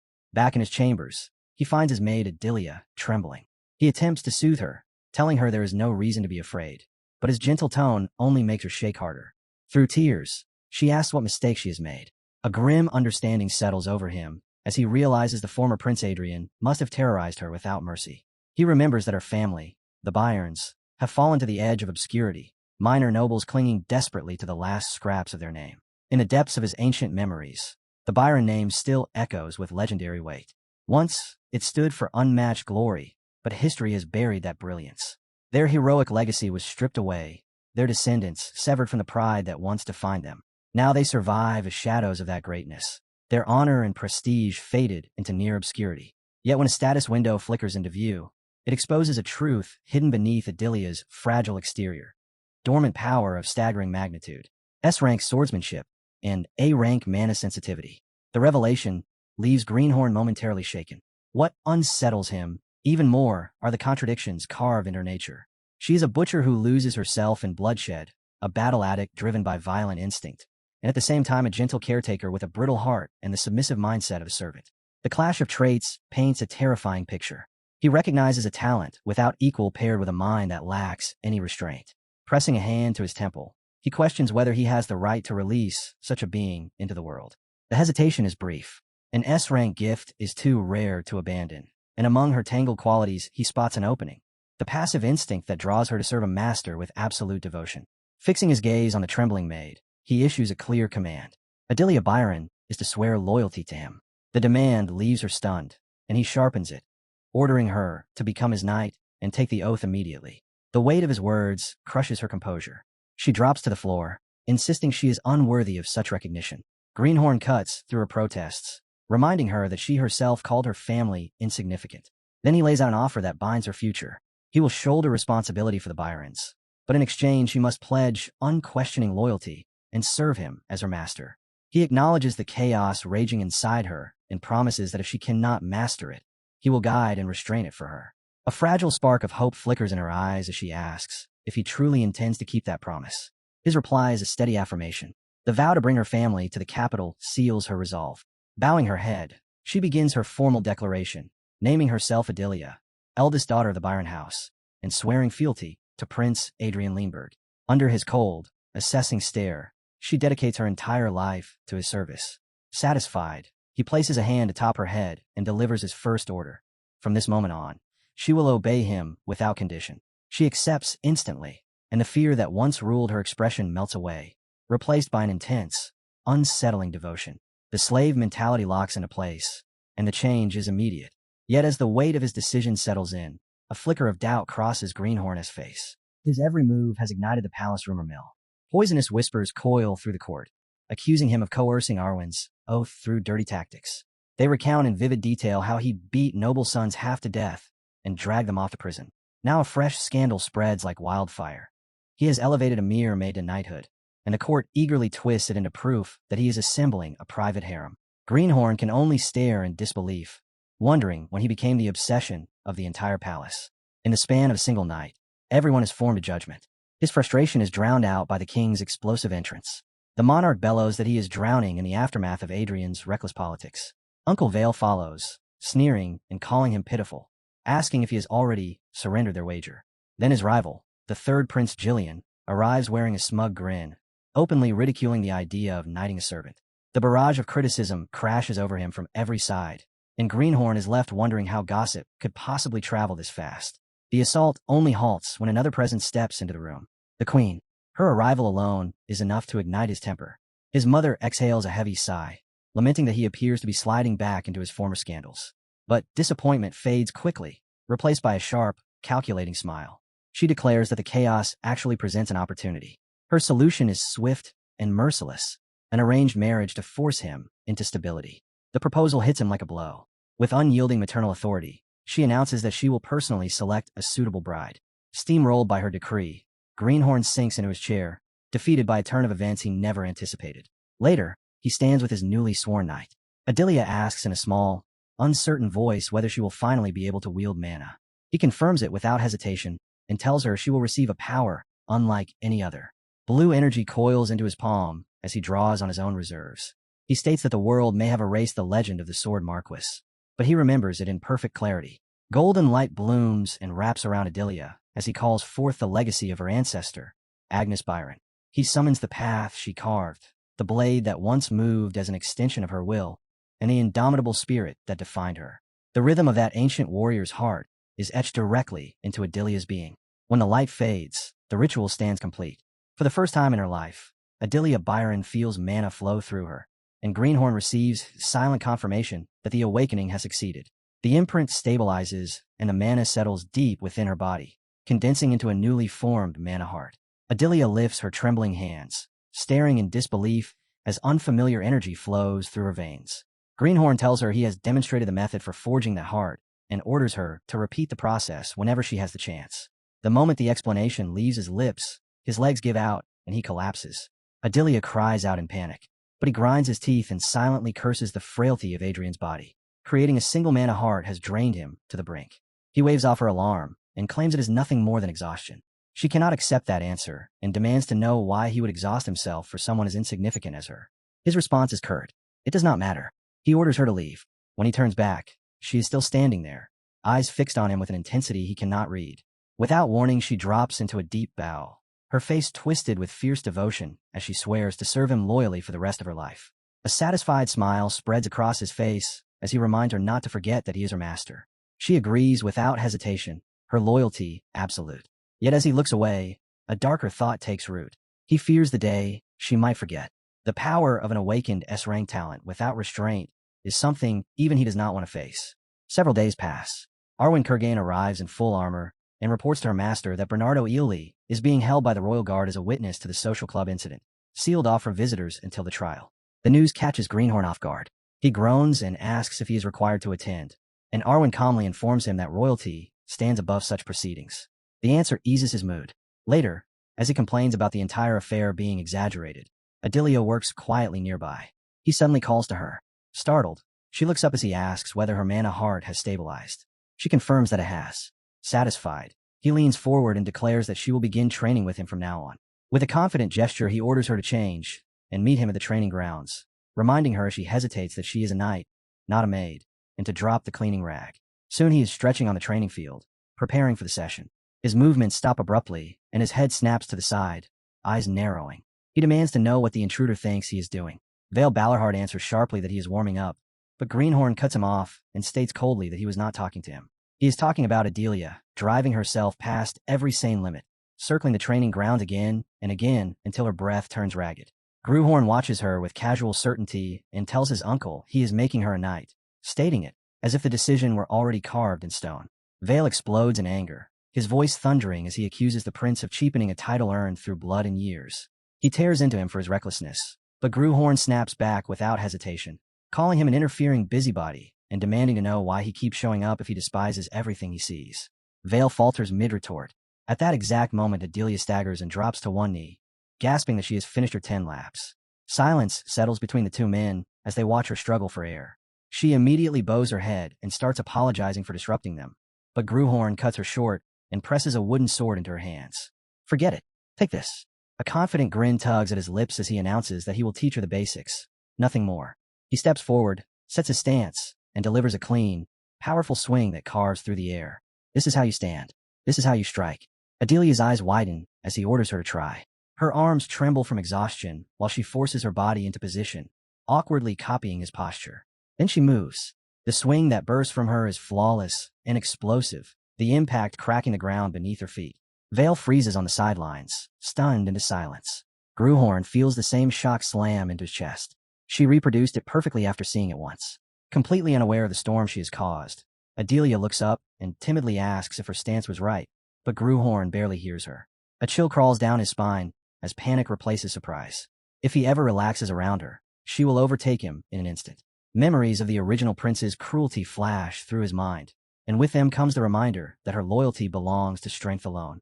A grim vision rises unbidden, Adelia standing over him, eyes cold, blade pressed to his throat. If she surpasses him now, everything changes. Nearby, Vale's lips curl into a knowing smirk as he recognizes the scale of her talent. But Gruhorn suddenly seizes his arm and yanks him back, his gaze burning with possessive warning. Don't even think about it. Vale answers with open disdain, utterly unimpressed. What did you possibly give that child? He scoffs, dismissing the prince as a beginner who has barely held a sword for a handful of months. His aura surges outward with quiet authority as he declares that Gruhorn cannot handle her. He knows the former prince would have flinched and retreated under that pressure without a fight. But he is not that man, and the thought locks his resolve into place. If he cannot handle her, then no one will. A skull-shaped aura detonates from his clenched fist as his power surges outward to meet Vale head-on. Memories rip through him in a violent rush. A former life as a legendary blade that tasted the blood of a giant king, that carved down a maddened dragon and countless other monsters. He is Gruhorn. A system window flickers into existence and confirms the truth. A fragment of his soul is answering his will. This is no childish outburst from Pampered Prince. For the first time, even the dreaded Quad Chain Knight looks shaken. Gruhorn's voice drops into a rough, guttural growl as he delivers a final warning. She is mine. He tells his uncle not to look at her and not to covet what belongs to him. A fierce possessiveness burns in his eyes as he admits how deeply he despises anyone trying to take what is his. Vale stands there in stunned silence, the weight of the threat pressing down on the air between them. But the moment he releases that power, the backlash drags Gruhorn inward. His mind plunges into a freezing darkness where his humanity begins to peel away. He senses himself dissolving and wonders if this descent is a glimpse of his future. Horror dawns on him as he understands the danger. At this pace, Adrienne's fragile human body will be swallowed whole by the overwhelming soul of the legendary sword Gruhorn. He is being consumed. With a desperate surge of will, he roars for it to stop and forces the monstrous presence back into chains. Reality snaps into focus, and his boots slam against the training grounds once more. As if the internal war never happened, he resumes, speaking with chilling calm. An ordinary knight, he says, can save 10 soldiers. Vale fires back instantly that a truly exceptional knight can save 100, and that child might save 1,000 or more. Gruhorn listens without flinching, dissecting the conviction in his uncle's voice. He understands this argument is not about raw talent alone. For the commander of the northern frontier, it is tied to some sweeping noble ideal. His answer is mercilessly simple. He does not care. Vale reels at the blunt indifference. But before he can push further, Adelia steps forward. With unwavering devotion, she rejects Vale's appeal and declares that her body and heart already belong to His Highness, and that she cannot obey anyone else. The fearsome knight is struck speechless. Gruhorn's lips curl into a satisfied smirk as he savors the outcome, privately congratulating himself on how perfectly the obedience he cultivated is taking hold, before coolly reminding his uncle that those are her own words. Then he drives the point in deeper, dismissing Vale with deliberate cruelty. He reminds him that his supposed purpose was nothing more than helping him lose weight, and that there is nothing left for him to teach. His final warning is delivered in an icy tone. If he intends to keep visiting the palace, he is never to meddle in his affairs again. Cornered, Vale clenches his jaw and forces out a bitter acknowledgement. Even so, he keeps returning after that day, lingering at the edges of the training grounds and silently observing Adelia. He cannot interfere, yet he cannot look away from her potential. Gruhorn notices every visit and wears a thin, merciless smile, privately amused at the sight of his proud uncle reduced to a restless spectator. In the middle of training, Adelia's blade suddenly ignites with a radiant golden glow. She blinks up in surprise. Vale's eyes flare wide in disbelief, and even Gruhorn feels his thoughts stumble. She already awakens sword resonance. He applauds her with open enthusiasm, but beneath the praise a thread of unease coils tighter. At this pace, she could truly surpass him. Adelia only smiles brightly, delighted by the approval of the one she calls master. Vale strides straight toward Gruhorn, his face dark with suspicion, and demands to know if he taught her the mana heart as well. Gruhorn answers without hesitation. Of course. Vale's anger detonates. Learning it himself was not enough, and now he has burdened her with the same cheap shortcut. Gruhorn's gaze freezes over. He turns his back on the raging knight and gives a single, frigid order for him to leave. Vale refuses to quiet down, shouting that Gruhorn is destroying Adelia's boundless future with reckless instruction. Without even looking at him, Gruhorn summons his guard and commands that he be escorted out. Vale lets out a sharp scoff and chooses to storm off on his own terms. The Quad Chain Knight's departure leaves Adelia standing there, uneasy. She hesitantly asks if what she learned is truly a cheap trick. Gruhorn's expression softens at once, as he tells her it is nothing of the sort. When she asks why the Count would speak that way, his reply turns cold again. It is because he does not understand. Inwardly, he sneers at how this era has forgotten the true nature of a real man of heart. If they remembered, they would never have cast it aside so carelessly. Facing Adelia once more, he promises that she will soon witness its genuine power for herself. Sometime later, as Gruhorn waits on the training grounds, a familiar presence approaches. Vale has returned, his resolve unspent. He accuses Gruhorn of acting as if he would never show his face again, then throws down a challenge. Using only a single ring, he declares he will fight. If Gruhorn can force him back even half a step, he will concede and acknowledge him. Gruhorn tightens his grip on the sword, a thin smirk tracing his lips as he recalls the wager they once made. He gives the blade a casual test swing and remembers the promise that hung behind it. Vale's gaze sharpens with predatory focus as he repeats the terms. If Gruhorn wins, he may demand anything. Even the family's guarded secret technique would be handed over without protest.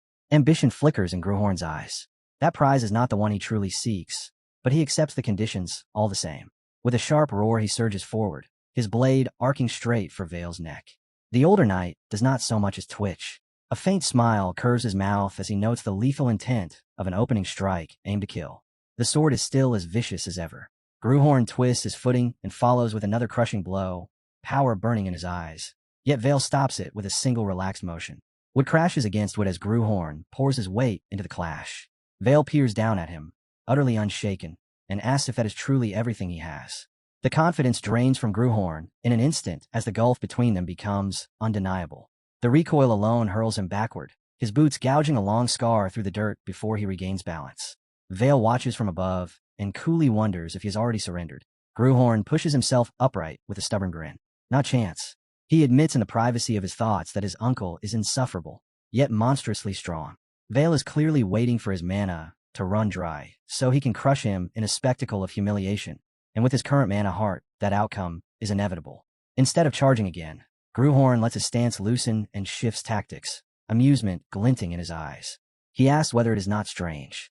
Vale frowns as Gruhorn abruptly turns the duel into a lesson from history. For centuries ago, he says, Mana Heart Knights performed feats that bordered on legend. Now a single moderately convenient technique has appeared, and everything those warriors built is dismissed as worthless. He explains that the world believes the mana chain method eclipses the mana heart in every way. Vale cuts in sharply and demands the point of this rambling. Gruhorn answers without hesitation. The flaw was never the mana heart itself, but the men who wielded it. Sharing the same foundation does not make every practitioner equal. A confident smile returns as he asks a cryptic question about whether his uncle has ever heard of the martial spirit hymn. Vale's patience snaps. This ground is meant for blades, not for long-winded chatter. Gruhorn only smiles wider, completely unbothered. I expected that answer, uncle. He throws Vale's earlier scorn back at him, but the Quad Chain Knight has no interest in words anymore. He cuts him off coldly, accusing him of hiding behind chatter and sneering that perhaps he needs time to breathe. Gruhorn's eyes ignite as he answers with a single quiet denial. He steps in, aura roaring to life around his body. The road a knight walks is carved into achievement. Raising his sword before him, he releases that weight. 100 victories form his pride and his strength. Vale watches in bafflement as Gruhorn begins a low chant, recounting the 100 sparring wins he earned against 20 trainees. Each accomplishment, he declares, is etched into the heart, and what is engraved there becomes a martial spirit hymn. Something stirs inside the blade.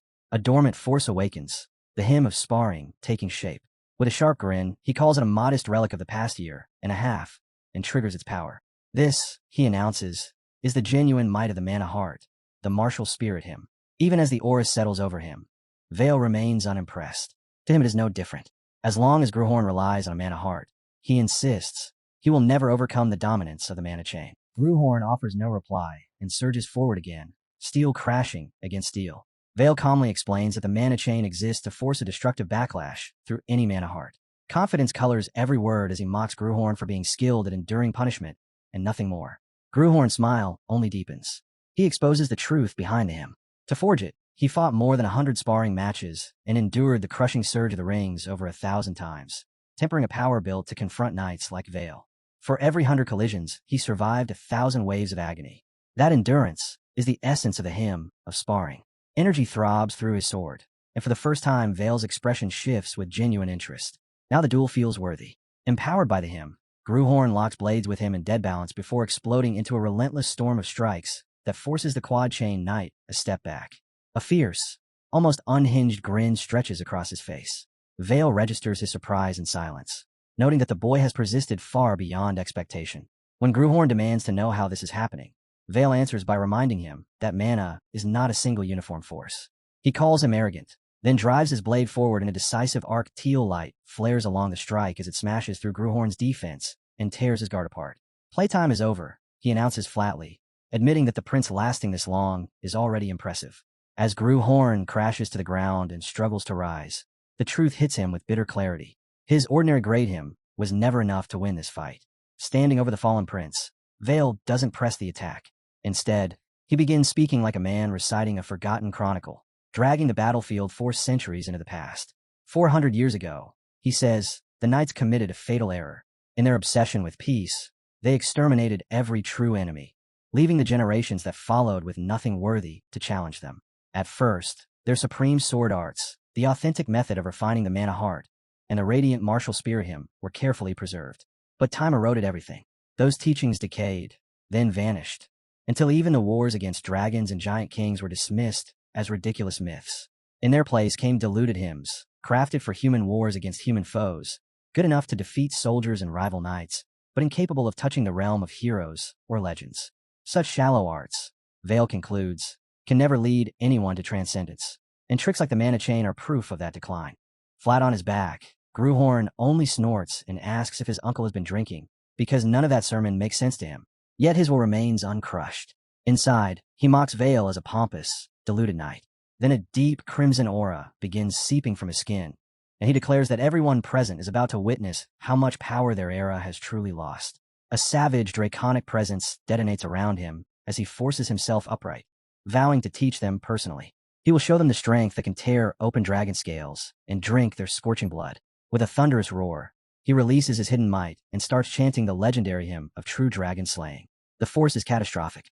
Adrienne's mortal vessel cannot bear it, and blood spills from him as the strain ravages his body. The system intervenes brutally, carving away verse after verse of the hymn until only a sliver of its original power survives. Even so, the unleashed strike cleaves through the dragon's scales. With eyes burning a lethal red, Greenhorn surges forward to finish it. His blade crashes down with horrifying weight. Vale meets it by instinct alone, and his sword fractures under the pressure. Cold realization spreads through him as he feels that power trying to swallow him whole. Their collision detonates in a violent blast, and when the shockwave fades, Greenhorn is hurled backward across the field while his retainers scream in alarm. When the dust finally clears, Vale is still standing exactly where he was, not a single step displaced. Gruhorn is sprawled across the ground, body torn and bleeding, yet the fire in his eyes hasn't dimmed. He tilts his head up and throws a sharp taunt at his uncle. Wasn't he the one who swore he would fight using only a single ring? Gruhorn points out the obvious. Vale ended up deploying all 4 of his mana chains, and even then he failed to protect his own blade from being shattered.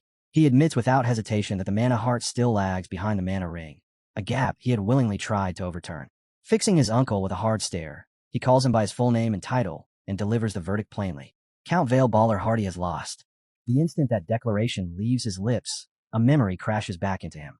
When that monstrous power first surged and began ripping Adrienne's body apart, his very soul had screamed in protest, begging him to stop before the vessel was ruined. The recollection hits like a hammer.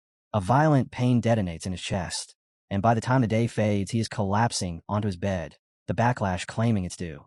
He curses the legendary hymn of true dragon slaying. This torment is the unavoidable price for forcibly dragging out even a fragment of its might. The crippled version he used known only as splitting the dragon scales. As the agony ebbs and flows, he considers what that hymn truly is. A martial spirit born straight from myth. His body has been reduced to a wreck, but a crooked smile still forms. The gamble was worth it. From brushing against that legendary force, he has managed to forge the first martial spirit hymn that is entirely his own, shaped through 100 victories and 1,000 crashing waves survived across endless duels. It is a newborn power meant to face even harsher trials ahead. The system's confirmation follows, announcing that the grade of his hymn of sparring has risen. He judges it sufficient for dealing with that third prince bastard, only for Adelia's anxious voice to cut through his thoughts. She nearly bursts with relief, saying he is finally awakened. Adelia hurriedly recounts the chaos that erupted after he collapsed, and admits she has never seen the queen so enraged at Vale.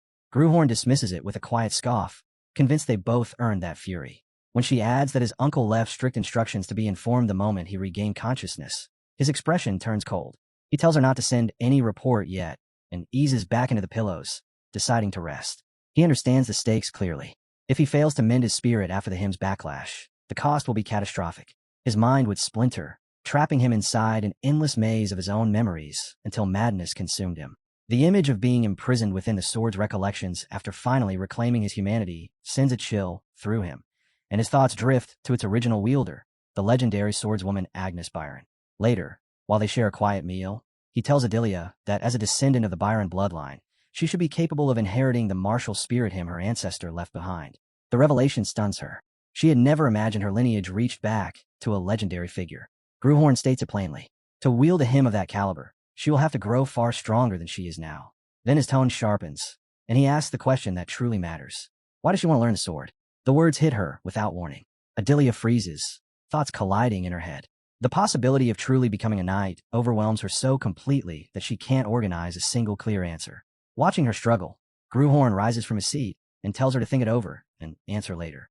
He turns to go, but before he can take more than a step, her voice stops him. Something fierce settles inside her. With unwavering resolve, she declares that she will become his sword. Some martial hymns are born to the blare of trumpets, heralding the opening of grand wars. Others begin in silence, forged from a single honest vow. As Adelia swears that she will live for him and dedicate everything she has to his cause, a radiant golden aura explodes from her body. The light pours outward and rushes straight into Gruhorn, and he realizes in astonishment that he is witnessing the birth of her martial spirit hymn. The system confirms a heartbeat later. A new hymn has been created. It is not hers alone. A normal grade hymn of domination forms within Gruhorn as well, a hymn of subordination that binds their souls through her oath. Adelia blinks out of her trance, but Gruhorn remains stunned. A descendant of the fierce sword Marcus, creating a hymn centered entirely on subordination, is the last thing he expected. Then the implications settle in. He has just received unforeseen assistance. As the focal point of her hymn, her future growth will feed directly into his own, forming a flawless symbiotic bond. He rises and offers her a sincere word of thanks. The sudden gratitude leaves Adelia red-faced and flustered. He admits he still doesn't fully understand how this new power will express itself in battle. Several days slip by, and Gruhorn finds himself trapped in a situation far more uncomfortable than any duel. His newly appointed knights, Karl and Arwen, stand stiffly at his side while the queen hovers over him, fussing endlessly and calling him by the childhood nickname Ian.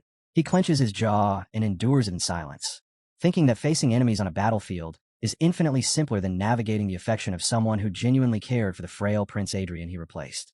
She studies his face and quietly asks whether he resents his Uncle Vale for the brutality of their duel. She tries to soften the memory as she speaks, but Gruhorn cuts in with a flat answer, saying he holds no grudge. His tone is so cold that it only makes her eyes glisten. She breaks down, convinced he must be burying his hurt behind that rigid mask. He repeats himself without the slightest tremor. He truly feels nothing. Inside, however, his thoughts drift back to the clash. He remembers the instant his strike connected and understands he shattered more than a blade. He cracked Vale's pride. In that moment, he planted a seed of doubt, a quiet inner demon that will gnaw at the knight's certainty. A faint, icy smirk touches his mind as he decides Vale will either conquer that weakness and emerge sharper or collapse under its weight. The outcome means nothing to him. The queen rushes to her brother's defense, insisting Vale is simply awkward with emotions and secretly proud of his nephew's growth.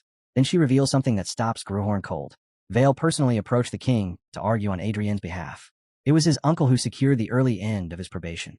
She explains that Adrienne's outburst at the social club cornered Vale politically and forced him to respond with excessive severity. The explanation scrambles Gruhorn's thoughts. He cannot reconcile the image of a man who seems to despise him with someone willing to risk his standing for his sake. Before he can untangle that contradiction, an elderly scholar enters the chamber and greets the prince. Niccolo Marchadel has arrived to begin tutoring. Gruhorn rejects the idea instantly, erupting into a loud refusal and insisting he has no need for lessons. Niccolo answers with calm precision, asking what separates a man from a beast, if not the act of learning. Gruhorn snaps back, accusing him of an insult, but the scholar sidesteps the anger and observes that he never called him a beast. Still bristling, Gruhorn declares he already knows enough and requires nothing further. Niccolo's eyes narrow with quiet amusement. He proposes a simple wager. If the prince can demonstrate solid knowledge on several subjects, the lessons will end immediately. Certain this will be effortless, Gruhorn accepts with a confident smirk.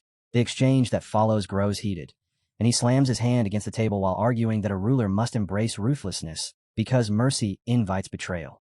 To his surprise, Niccolo nods in agreement. The old scholar then slides a volume across the table titled Theory of the Iron-Blooded Monarch, revealing that the argument has guided him straight into his first lesson in political thought. Realizing too late that he has been maneuvered, Gruhorn opens the book anyway and begins outlining the transactional balance of power between a sovereign and the people he governs. Their exchange deepens into a dense, relentless discussion, and even Niccolo admits the prince is constructing arguments that would impress seasoned scholars. The conversation stretches for hours before the old man finally shuts his books. With visible satisfaction, he declares the lesson finished. Slightly lightheaded from the intensity of it all, Gruhorn casually agrees to continue the debate the next day. Only after the words leave his mouth does the realization land. He just endured an entire lesson by choice. A dry smile forms as he silently acknowledges how masterfully the old scholar maneuvered him. As Niccolo departs, he walks the palace corridors in quiet thought, concluding that the first prince bears little resemblance to the rumors surrounding him. That night, Gruhorn sprawls across his bed, replaying the day's strange turns. The legendary sword Reborn as a prince lies there feeling thoroughly defeated by an enemy he never expected to fear, boredom. With his body still healing, he is left with nothing but idle thoughts and the uneasy suspicion that he has been pushing himself too relentlessly. The dull silence shatters when a maid rushes in to announce that Surveil Ballarhard has arrived. A visitor. A sharp grin cuts across Gruhorn's face as he orders her to admit him. He rises at once, thinking it was inevitable that his uncle would come. When Vale steps inside, carrying that familiar oppressive presence, Gruhorn smirks to himself, convinced the Quad Chain Knight is still haunted by their clash. Then Vale meets his gaze and calmly apologizes. The words land with stunning force. Vale formally admits he broke his promise and caused him harm, offering the apology without a trace of excuse. Gruhorn is left speechless. Guilt creeps in as he recalls the truth his body remembers all too well. His injuries were born from the backlash of his own unleashed power, not from Vale's strike. His mother's explanation resurfaces, reminding him of the impossible political bind he forced onto his uncle. The weight of it hits him all at once.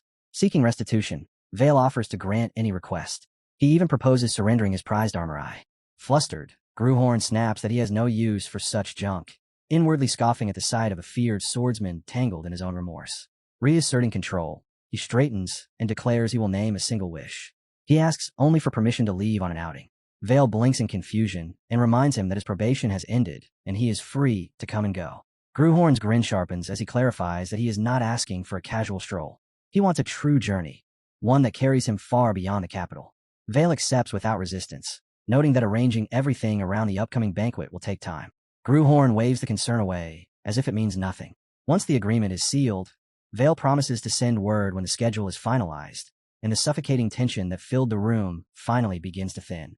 Gruhorn suddenly catches Vale, staring, and snaps, demanding to know what he is gawking at. Vale answers with an uneasy smile, admitting the request caught him off guard. He had braced himself for something far more excessive. He explains that since he already broke his promise once, this would have been the perfect chance for Gruhorn to exploit that weakness. Instead, Gruhorn admits that watching the stubborn old man actually feel guilty on his behalf left him with a strange, unfamiliar sensation. Carl bursts in a loud laughter, instantly earning a sharp glare from Gruhorn and a curt warning not to grow too comfortable. The air turns cold again, but before the silence can settle, Adelia steps forward carrying a letter and announces that it has finally arrived. Gruhorn takes the envelope sealed in vivid red wax. It is from Arwen Kyrian. In her message, she writes that she has recently reached a breakthrough, her entire being surging with immense power. With fierce confidence, she promises she will be able to visit him soon, then signs her name. A satisfied smirk spreads across Gruhorn's face as he reads. A week passes, and the day of departure arrives with a grand procession rolling out from the capital. Inside the carriage, Gruhorn shifts restlessly and presses Vale for their destination. His uncle looks visibly irritated by the prince's relentless energy. He orders him to sit back down and listen. Their first stop will be Ellen County. Vale explains that it is the kingdom's greatest center for weapon production, built atop vast iron mines, and sustained by a powerful guild of master smiths who refine exceptionally pure ore. More than half of the weapons supplied to the royal family originate from Ellen. The news immediately sharpens Gruhorn's interest. A calculating smile forms as he realizes this is his chance to secure a blade worthy of his ability. He had once intended to take a sword straight from the royal armory, but the king's furious decree still echoes in his memory. After his previous rampage, Prince Adrian was strictly forbidden from being issued any weapons. Given the original prince's history, the restriction is difficult to dispute. It simply means that if he wants a proper weapon, he will have to obtain it with his own hands.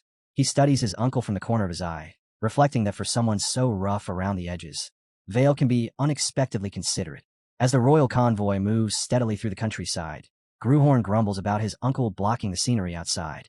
With that petty complaint hanging in the air, their 70-day journey officially begins. A detailed route is spread across the map, outlining a 3-day ride from the Leyenburg Kingdom to Ellen County. After their business there is complete, they are scheduled to travel another 2 days to Iron Lion Castle for rest before making their final return to the capital. Inside the royal carriage, Gruhorn sinks into quiet frustration. He is condemned to sit idle for 3 full days, and his only company is his Uncle Vale, whose short, lifeless replies make conversation feel pointless. With nothing else to occupy his mind, Gruhorn decides to turn inward and examine the state of his mana heart. He remembers clearly that the hymn of true dragon slaying drained it completely dry. Judging that enough time has passed for recovery, he begins the process of refilling it, and faint blue light starts to spiral around his core. He sharpens his focus on the world outside his body. First, he anchors himself to the steady rattling of the carriage. Then he senses the thin, cool breeze slipping through the window. Finally, he listens to the distant murmur of the knights escorting them. From these fragments of sensation, he draws in the scattered particles of mana woven through the air. As the energy gathers, his thoughts drift to what changes might follow once his empty heart is restored. When he finally looks inward, shock freezes him. His mana heart has grown far larger than before. A system message surfaces, explaining that by forcing a technique beyond his limits, he briefly touched a fragment of an overwhelming will. That reckless use of the hymn of true dragon slaying left a permanent imprint, expanding his mana heart and reshaping his body to withstand far greater energy. The transformation has strengthened his physique, elevated his mastery to the rank of sword expert, and deepened his link to his origin. Several restrictions on his recovered authorities have loosened, and his third eye and third ear have advanced dramatically. His meditation breaks when his maid Adelia calls out to him, her voice edged with concern as she studies his expression. Gruhorn answers with a calm, confident smirk and slowly tightens his fist, recognizing that he has advanced yet again. By the time the carriage rolls to a stop, their procession has reached a vast mansion in Ellen County. Gruhorn steps out wearing a composed, unreadable face as he is welcomed with flawless ceremony. 2 men bow deeply before him and introduce themselves as Edgar of the Ellen family and his eldest son, Torrance. After offering measured thanks for their hospitality, Gruhorn listens as Edgar respectfully offers to escort the prince to his chambers so he can recover from the long journey. As they move through the corridors, Gruhorn quietly evaluates the weapons lining the walls. There are plenty of them, polished and ornate, but to his eyes they are nothing more than decorative scraps, flashy pieces that would crumble in real combat. Edgar strides ahead with obvious pride, presenting the halls as if they were a grand treasure. Gruhorn quickly decides that whatever he seeks will not be found among these displays. He turns to Edgar and asks whether the blacksmith's guild lies within the territory. The question alone makes his host stiffen. Without hesitation, Gruhorn announces that he intends to visit the guild in person, and Edgar's unease deepens. Carefully choosing his words, Edgar warns that blacksmiths are a harsh and stubborn breed. They live for their craft, and often pay no mind, even to their own lord. He asks the prince to be patient if their speech proves as rough as the iron they shape. The scene shifts into the blazing core of the guild's workshop, a furnace-lit cavern pulsing with motion. Heat pours from the roaring fires, and Edgar cannot hide his discomfort beneath the suffocating air. Gruhorn, however, barely notices. His attention is captured by the steady rhythm of hammer against metal echoing through the space. Edgar calls to him, seeing how completely the sound has drawn him in. Flames roar and bellows hiss, forming a relentless chorus as Gruhorn walks deeper into the workshop, surrounded by the raw force of creation. Amid the storm of noise, one strike rises above the rest. It is clean, heavy, and absolute. Gruhorn traces that sound to a single shirtless old blacksmith whose hammer falls with unwavering intent. The power in each blow is unmistakable. As he listens, a buried memory stirs, dragging him back to the instant of his own forging. The recollection crashes over him with such intensity that sweat beads across his skin. Adelia steps, close at once, her expression tight with worry. She gently wipes his brow and anchors him back in the present. Around them, the other smiths gradually halt their work to acknowledge the royal arrival. A mustached man steps forward and offers a respectful greeting on behalf of the guild. Edgar introduces him as Zaxxon, the guild's master, and Gruhorn answers with a brief nod. Even so, his gaze never leaves the old craftsman, who continues hammering without a single glance toward the prince, utterly consumed by his work. Irritation flashes across Zaxxon's face. He turns and angrily orders the elder to stop and bow before his highness. The command barely leaves his mouth before Gruhorn's hand snaps out and clamps over his face, cutting him off mid-sentence. In a voice stripped of warmth, Gruhorn tells him he's being far too loud. A bar of metal glows atop the anvil, radiating fierce heat. Gruhorn turns aside with a faint scowl, irritated that the craftsmen were pulled from their labor for a ceremony he never requested. He addresses the gathered smiths in a calm, cutting voice, warning that their iron will cool if they continue wasting time. The words snap them back to their senses. They rush to their stations in a burst of motion, shouting for tools and pumping the bellows as the forge roars back to life. Gruhorn stands among them with quiet authority while the old master remains untouched by the commotion, his hammer rising and falling in steady, thunderous rhythm. Sparks scatter like fireflies with every strike. Gruhorn cannot look away. His eyes stay locked on the craftsman's absolute focus as the furnace heat presses in around him, mirroring the fires stirring in his chest. His awareness tightens around that single scene, and he questions the strange, powerful sensation gripping him. As they step away from the main floor, Edgar explains that for 6 months the master has done nothing but forge swords and melt them down again. Gruhorn asks bluntly whether those blades were failures. Edgar hesitates, then admits the truth is unclear. Every sword the man produces is a masterpiece, the work of the one they call the Master of Swords. The weapons Gruhorn saw were flawless, which only deepens the mystery of why the old smith keeps destroying them. Edgar adds that for the past month the craftsman has barely slept, sustained only by his obsession with the forge. His worry for the man's health is obvious, and Gruhorn absorbs the words in silence, recognizing the relentless devotion of a true artisan. Days slip by, and Gruhorn falls into a strict routine of visiting the forge from early morning until deep into the night. Throughout it all, the master smith never slows. His hammer continues its tireless cadence, while the prince watches in wordless fascination. Edgar remarks that, despite expectations of tension surrounding a royal stay, the visit has passed in unusual calm. At last the morning of departure arrives, and still the ringing of steel echoes through the workshop.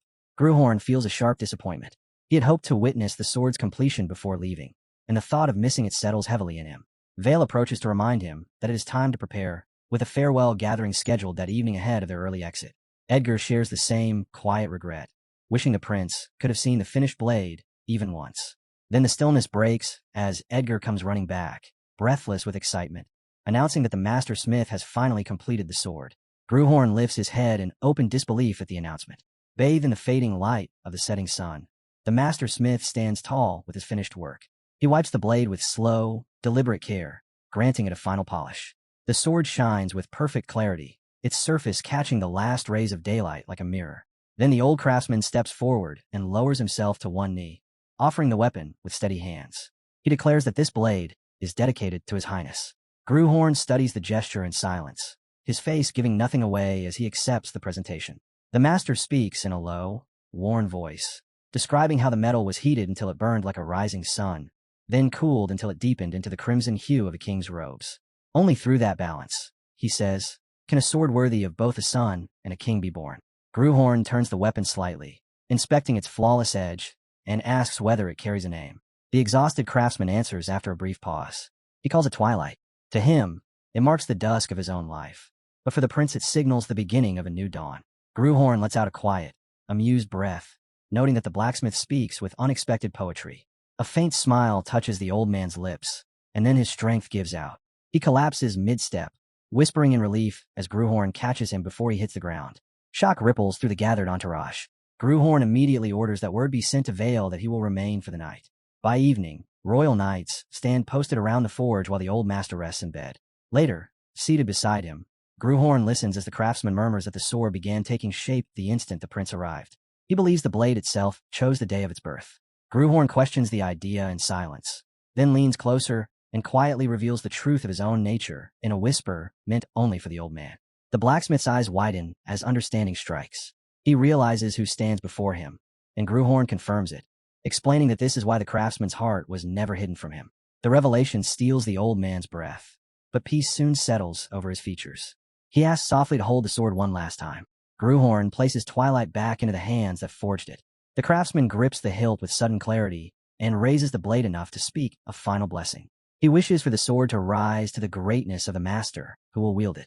Gruhorn accepts without hesitation, stating with calm certainty that it will. When the blessing ends, he returns the weapon and sits once more at the bedside as the old smith drifts into a deep, tranquil sleep. Morning comes with preparations to resume their journey from Ellen County. Before the procession departs, Lord Edgar steps forward and presents Gruhorn with a parting gift. He calmly explains that a sword forged with a master's very soul is beyond price. But for a prince, carrying such a thing would be more burden than benefit.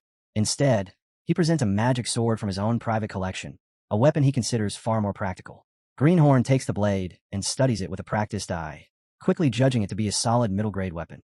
In his view, the masterpiece alone would have been an extraordinary gift, so Edgar adding another magic sword on top of it borders on excessive generosity. He openly praises the unwavering loyalty of the Ellen family, words that leave Lord Edgar flustered, yet visibly proud. Edgar answers that serving in such a way is the highest honor his house could receive. Behind that composed exchange, Gruhorn quietly mourns the failure of his own little scheme. He had meant to use that magic sword as bait, and now it is gone, costing him a perfectly fine weapon. With the matter settled, Vale gives a sharp order for the troops to prepare to move. The cavalry will ride ahead at full speed to recover the time they have lost. From inside the carriage, Greenhorn accepts the decision without protest. Vale then remarks that he hardly saw the prince during their stay, and the reply comes that the king had assigned him a separate task. Hearing that, Gruhorn understands that his supposed detour was never truly his own. Vale tells him to brace himself, because they intend to reach Iron Lion Castle by nightfall, which means he will have to ride. The prince hesitates and awkwardly admits that he has never learned how. Silence ripples through the entire retinue. Inwardly, Greenhorn reminds himself that when one's past life was that of sword, horseback riding was never a required skill. The road to Iron Lion Castle becomes an ordeal. He battles constant motion sickness and fumbles through the basics of riding with little grace. Even so, after a day filled with rough turns and the prince's miserable stomach, they finally arrive. Greenhorn lifts his gaze to the looming walls of Iron Lion Castle and studies the fortress in silence. A man steps forward to greet them, introducing himself as York of the Walloden family and proclaiming that the Iron Lions welcome the noble blood of Leyenburg. The prince answers with a faint smirk, sensing an edge of forced enthusiasm in their reception. He understands the tension immediately. It all traces back to the presence of his personal knight, Arwen Kieran. Choosing to provoke the atmosphere, he calls her name. Arwen bows with perfect respect and greets her highness, then confesses that she has been counting the days, waiting only to see him again. Her declaration ignites visible irritation among the surrounding knights, a reaction Gruhorn observes with quiet amusement. The hostility rolling off the knights sparks a sudden, dangerous reaction from his maid. Adilia's eyes flare with a cold, protective light that promises violence. Gruhorn senses the shift instantly and cuts in before anything can erupt, sharply calling her name. The tension snaps. She lowers her gaze and returns to stillness at once, and he quietly commends himself for the absolute authority he forged over her. With that threat contained, his focus returns to the Iron Lions. He orders Arwen to come with him, then flashes a deliberate grin and remarks that they have much to settle, inviting the hostile knights trailing her to attend as well. Later, clad in training gear and holding only a wooden sword, Gruhorn steps onto the grounds to make his intentions clear. Facing the assembled Iron Lions, he issues a formal challenge and states that he wishes to see the swordsmanship hailed as the finest in the kingdom. If his status as royalty restrains them, he declares he will wager the Leyenburg name itself and guarantees that no one will be blamed for the result. He scans their ranks and asks if not a single knight is willing to answer. Then he ridicules their silence, implying that their proud reputation is nothing more than empty boasting. The provocation lands. A red-haired knight storms forward and names himself Dale of the Denant family. With forced humility, Dale claims he is unfit to represent the entire order, but will still stand against the prince.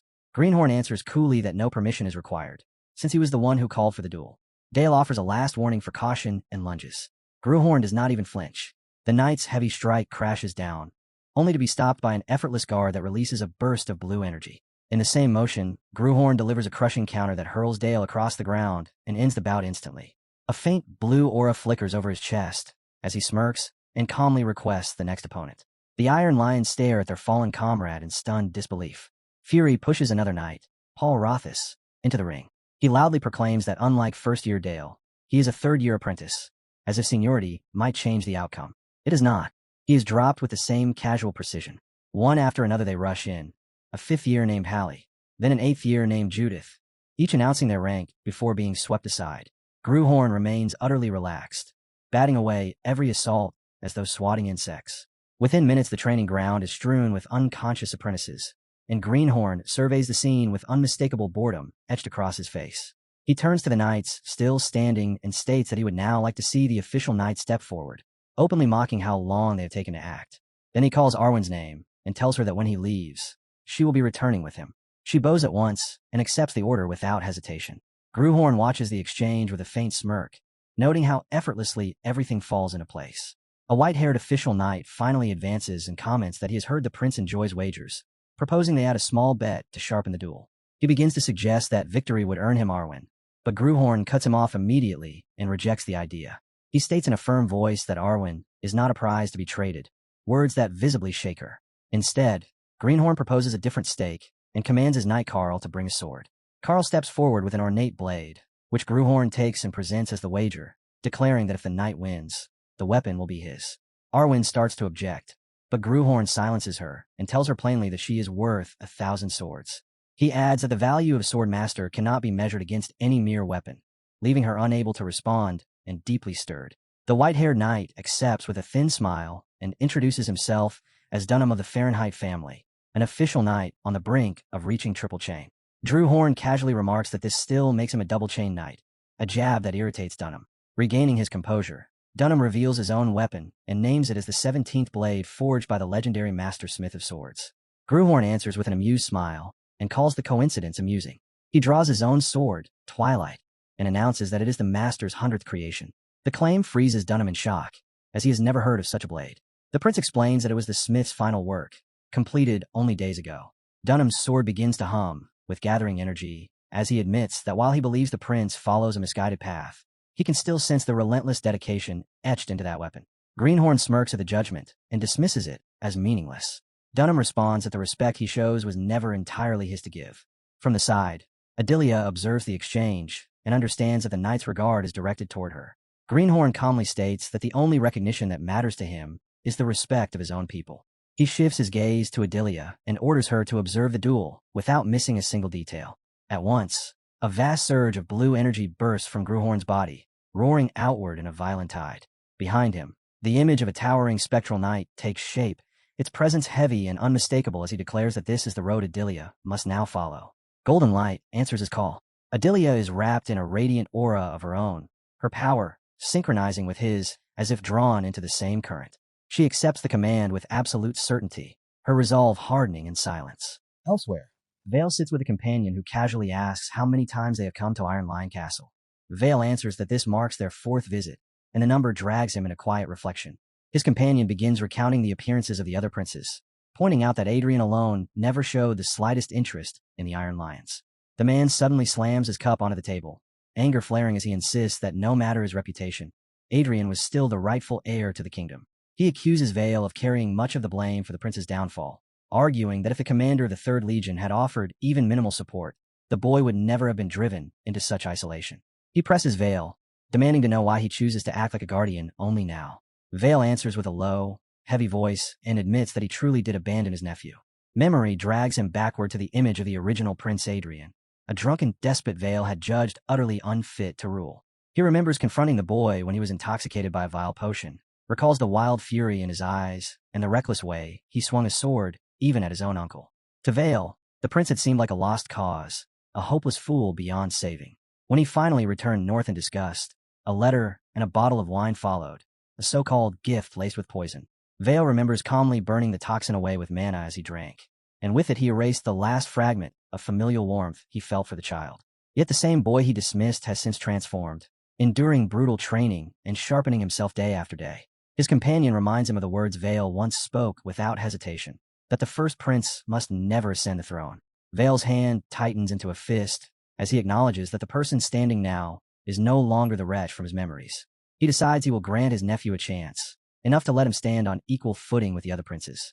His companion urges him to rethink that decision, admitting in frustration that he no longer understands what is unfolding and cannot tell whether it is Vale or the first prince who has changed. Their discussion is cut short when York of the Wallad Inn family storms in, panic written across his face. He hurriedly announces that an incident involving the first prince has erupted. As they move toward the training grounds, Vale's companion tries to calm the situation, insisting that Dunham understands his boundaries and nothing grave will occur. He adds with confidence that even in a real duel, Dunham would never brutalize royalty. Vale answers evenly that the prince is not the one in danger. It is the knight they should worry about. His companion frowns, unsettled by Vale's pale expression, and dismisses the warning as nonsense. The next moment shatters that certainty. Dunham is hurled into the ground in a crushing defeat. The gathered knights freeze as they stare at his fallen form, struggling to process that their strongest official knight has been overwhelmed and the prince has triumphed again. Vale's companion stands mute, and Vale quietly reminds him of the warning he chose to ignore. Blue energy coils around Greenhorn as he calmly calls for another challenger, his presence dominating the field. Grewhorn's thoughts drift to his uncle's lessons, recalling that a knight's real strength begins to reveal itself at the level of 2 rings. Facing Dunham confirms the truth of that teaching. A double-chain knight carries terrifying force. Even so, Grewhorn senses that his current hymn of sparring lacks the edge he needs. Using his ultimate hymn of true dragon slaying against a mere knight would be excessive, yet he cannot afford hesitation. When Dunham surges forward again, Grewhorn activates his hyper-focus trait. Sound drains from the world. Everything narrows into perfect clarity as he slips into absolute concentration. A strange detachment settles over him, as if his body is acting on its own precise will. The sensation is familiar, echoing an experience buried in his past. Dunham's charge becomes effortless to read. Greenhorn sidesteps on instinct, and their blades collide in a violent burst of blue light. The clash ends in an instant. Dunham is blasted backward, his armor splintering under the impact. Grewhorn releases a slow breath, a confident curve touching his lips. He surveys the broken knight and the stunned crowd with open disdain and demands the next opponent. The fight dissolves into a storm of motion as he drives forward without mercy. Dunham is forced entirely onto the defensive, barely managing to parry the relentless strikes crashing down on him. With one final decisive blow, Greenhorn tears through his guard. His gaze ignites with a piercing blue radiance, signaling total command of the battlefield as he drives forward without hesitation and cuts down another Iron Lion knight in one seamless motion. Every strike aimed at him is read and turned aside with surgical precision, and when the final clash fades, a thin trace of icy satisfaction settles across his face. He remains the lone figure standing, encircled by the defeated warriors of the Iron Lion Order, chest heaving as the brutal chain of duels finally releases its grip on his body. The momentum does not end there. In the days that follow, he storms through 5 straight sparring victories, even bringing down a knight named Putin. Each relentless exchange tempers him further, hardening his resolve and carving his spirit into something sharper, something unyielding. That unbroken grind forces a transformation. A new stanza is etched into his hymn of sparring, and the system formally acknowledges the change, announcing that the hymn has ascended to an extraordinary grade. Grewhorn absorbs the confirmation with quiet pride, aware that this crucible has shaped a fresh edge to his strength. When he drops to one knee, drained at last, a knight steps forward and asks after his condition before bowing in respect to the prince's hard-won triumph. The gesture ignites the rest of the Iron Lion Knights. Cheers burst from their ranks as they salute his blade and the ferocity of his will. Grewhorn can only stare, stunned that the same men who sought to break him moments earlier now roar their approval. From the sidelines, Vale's companion calmly clarifies that these knights are straightforward at heart, men who live for the clash of steel and the purity of a decisive victory. Vale studies Grewhorn's baffled look and notes that he must have expected bitterness instead. He recites the creed they follow. An honest defeat outweighs any hollow win, and once both sides have fought with everything they possess, the result itself loses meaning. Nearby, the apprentice knights trade laughter, teasing that Dunham will likely sulk after being forced to surrender the sword he boasted about so loudly. Grewhorn turns inward at their words and recognizes that the warrior principles he once cherished were never erased alongside the Monahar theory. At least this fragment of his old era endures. The knight's instinct to honor strength and accept defeat with grace has survived untouched. Sometime later, he and his companions stand ready to leave Iron Lion Castle. He offers the gathered knights a final farewell and voices his wish to cross paths with them again. York of the Walladon family bends into a deep bow, extending formal wishes for the prince's continued health, and Grewhorn answers in kind. As he moves to depart, Grewhorn halts and turns back with a final, quiet request for the Count. He asks York to seal away everything that happened during his stay, a demand that leaves the Count visibly puzzled. York questions whether revealing such accomplishments would not serve the prince better. Only then does Grewhorn's intention surface. He has no desire to parade his strength. He intends to bury it, to keep it unseen until the perfect moment arrives to catch his rival, Prince Gillian, completely off guard. By the time dust settles over the road, Vale declares that they will establish camp for the night. Arwen steps forward and informs her master that she will scout the perimeter, and Grewhorn grants permission with a brief nod. He follows her retreating figure with his eyes, certain that she will soon grow into the demands of her new position. Weariness finally claims him. A yawn escapes as he makes his way into his tent in search of rest. Inside, his maid Adelia greets him warmly. Irritation flickers through him at the sight. The S-rank sword prodigy he personally brought into his ranks still insists on behaving like an ordinary servant. He brushes past her with a tired exhale, and her expression tightens with concern as she asks if something troubles him. Dropping heavily onto the bed, he waves the question aside and orders her to withdraw. She bows and complies without protest. Left alone, his thoughts drift back to the Iron Lion Knights, and he admits they defied his expectations. When he invoked his authority of judgment, it showed that most of them carried no more than B-grade aptitude for the sword. In his previous life, people with such limits would have struggled for decades, only to stall at mediocrity and disappear without a trace. Yet in this age, those same men had reached the realm of true sword experts while still in their youth, a reality that forces him to reconsider everything. He recognizes a clear pattern. While the peak of superhuman excellence has diminished, the ceiling for ordinary individuals has surged upward. The cause is obvious to him: the mana chain system. His mind turns to his uncle Vale, a man who once possessed the capacity to chase genuine transcendence in the old world. And he remembers the frustration he felt watching that promise slip away. Now the truth stands plain. This era offers no road that stretches beyond the extraordinary grade. He accepts the conclusion without resistance, acknowledging it as the steady current of time itself. With that understanding comes a quiet admission. He is a stranger to this age, and if he intends to master it, he must begin again from the foundation. His uncle's voice suddenly slices through the silence of the tent, praising the shift in his thinking. Vale tells him that the road is not closed, that with enough effort his old dream still lies within reach, and the words leave Gruhorn staring in open confusion. Vale continues without pause, asking whether he realizes he has already earned the loyalty of the Iron Lion Knights, something the other princes could never have managed with such ease. A proud curve touches his lips as he applauds his nephew's judgment and addresses him by the childhood name he has not heard in years: Ian. The familiarity jolts Gruhorn. He snaps back in disbelief and demands to know if his uncle has taken leave of his senses, reminding him of the wager that bound them.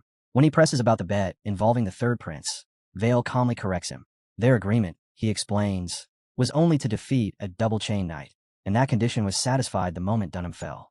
Since the promise has been honored, Vale declares he will now fulfill his side. He straightens and presents himself with full ceremony as Vale Balorhard, Count of the Kingdom and commander of the Third Legion, then delivers a proclamation that freezes the air. He pledges his official allegiance to the first prince, Adrian Leonberg. The meaning crashes over Gruhorn in an instant, and confusion curdles into raw horror. His uncle is convinced he intends to contend for the throne, a destiny he never sought. Just as he feared, the announcement ripples across the kingdom and reshapes his political weight overnight. Knights and maids crowd around him with earnest congratulations, celebrating what they call a blessing for the realm. Newly assigned royal guards arrive in noisy formation, while palace attendants swarm the residence in a frenzy of activity. Gruhorn stands trapped at the center of the storm, senses overwhelmed, and his restraint finally snaps. He explodes in anger and orders every last one of them sent away. Karl answers evenly that they act under royal command and cannot withdraw, which only drives Gruhorn to shout for them to vanish from his sight. When he at last secures a fragment of solitude inside a private study, the calm survives only seconds before the door bursts open and a voice rings out, calling for its brother. He lifts his head in sharp irritation and demands an explanation for the intrusion. The visitor steps forward, revealing himself as the third prince, Jillian, who greets him with a cutting smile and mock praise for pretending to be a fool while secretly honing his sword and nurturing ambitions grand enough to shake the court. Jillian adds with a smug curl of his lips that he had even planned to grant Gruhorn a dignified loss to spare him embarrassment, earning a dry, cutting note of thanks in return.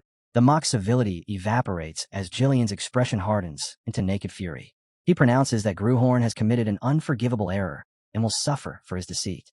Inside, Gruhorn rejects the entire premise. He has no hunger for the throne, and amid the chaos in his head he fixes on a single objective: identify whoever engineered this disaster.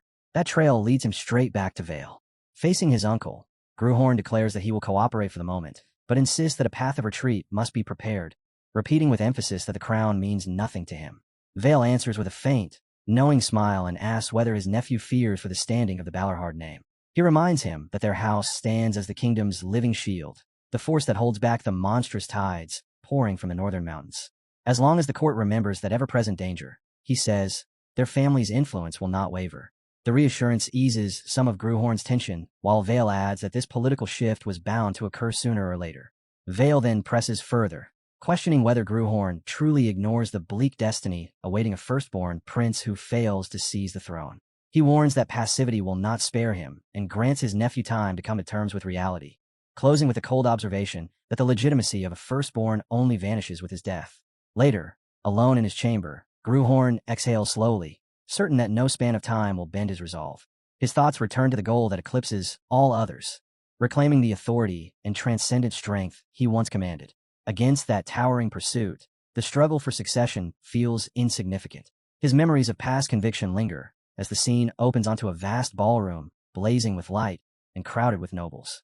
A royal herald's voice rolls across the chamber, announcing the arrival of the true blood of the Leyenberg kingdom and presenting His Highness, the first Prince Adrian Leonberg.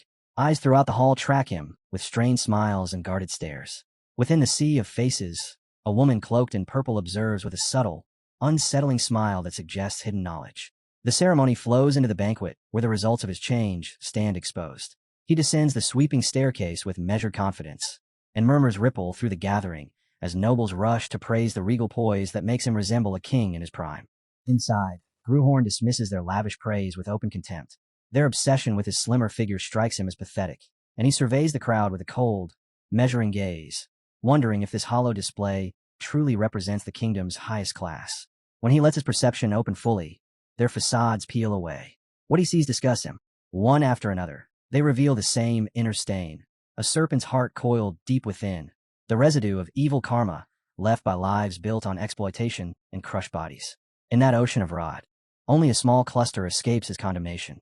His expression softens as he strides toward an orange-haired youth and greets him by name, asking Taylor why he failed to welcome him earlier. The sudden familiarity leaves the young noble frozen before he hurriedly thanks the prince for the invitation. Gruhorn studies the group and concludes that, while they still lack polish, they remain untouched by the corruption saturating the hall. That is enough. With quiet satisfaction, he marks them as suitable foundations for the designs he intends to set in motion. A royal guard sharp call cuts through the murmurs and announces the arrival of Ambassador Quion de Borgonia Melior, an envoy whose authority bears imperial recognition. The name alone jolts Gruhorn. As the ambassador advances, every noble lowers their head, Taylor's circle included. The man is presented in full as Quion de Bourboin Montpellier of the Bourboin Empire. He stops before Gruhorn wearing an easy, superior smile and remarks that too much time has passed since their last meeting. The word Bourboin tears open an old memory. Gruhorn is dragged back to the era of his comrade Leyenberg and the 4 centuries of relentless war waged against that empire. A frigid blue fire ignites in his eyes as the weight of those scars resurfaces. His rising fury is broken when a rushing figure slams into him and a splash of red wine drenches his uniform. He stands motionless, soaked by the sudden mishap. The offender recoils in panic, stammering apologies and explaining he hurried over in his eagerness to pay respects. Nearby, the Bourgonian ambassador and his retinue observe with thinly veiled scorn while the banquet falls into uneasy silence.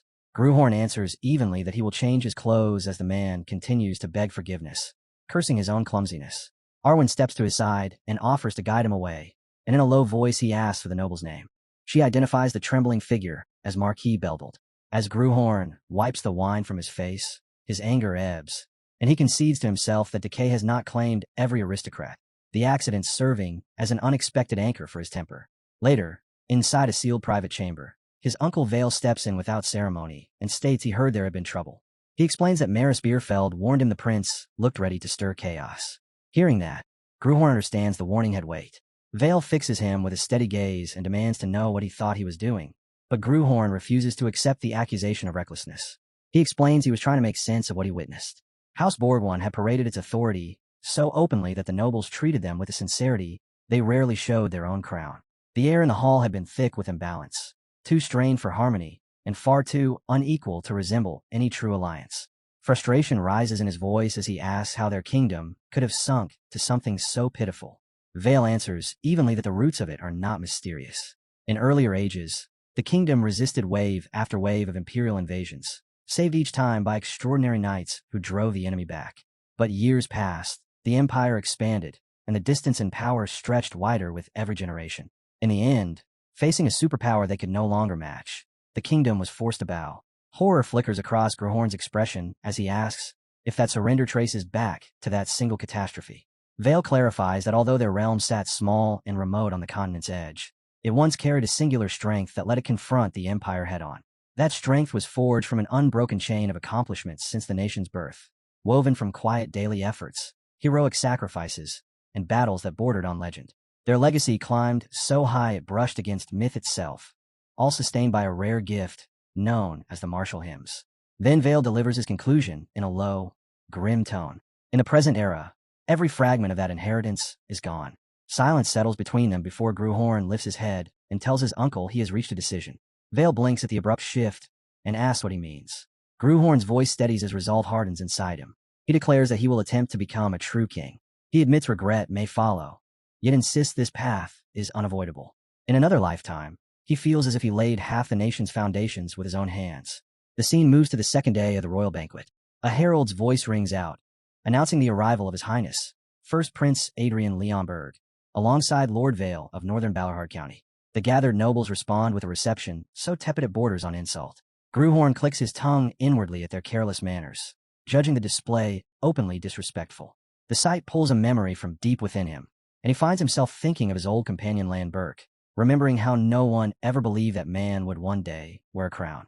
Lean Burke had been nothing more than a rural boy from an obscure village, hardly a model citizen, even among ordinary folk. Yet when the moment demanded it, that boy still stepped forward and placed himself before the people.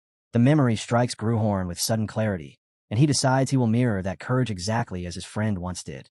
He lifts his voice and addresses the court, calling them people who possess eyes yet fail to see. In the same instant, a dense blue aura bursts from his body and spirals across the vast hall. Standing firm before what he calls a flock of sheep, he opens his mouth and begins the king's hymn. His current vessel can channel only a fraction of the hymn's original force, barely a quarter of its intended might, but he forces himself to withstand the backlash.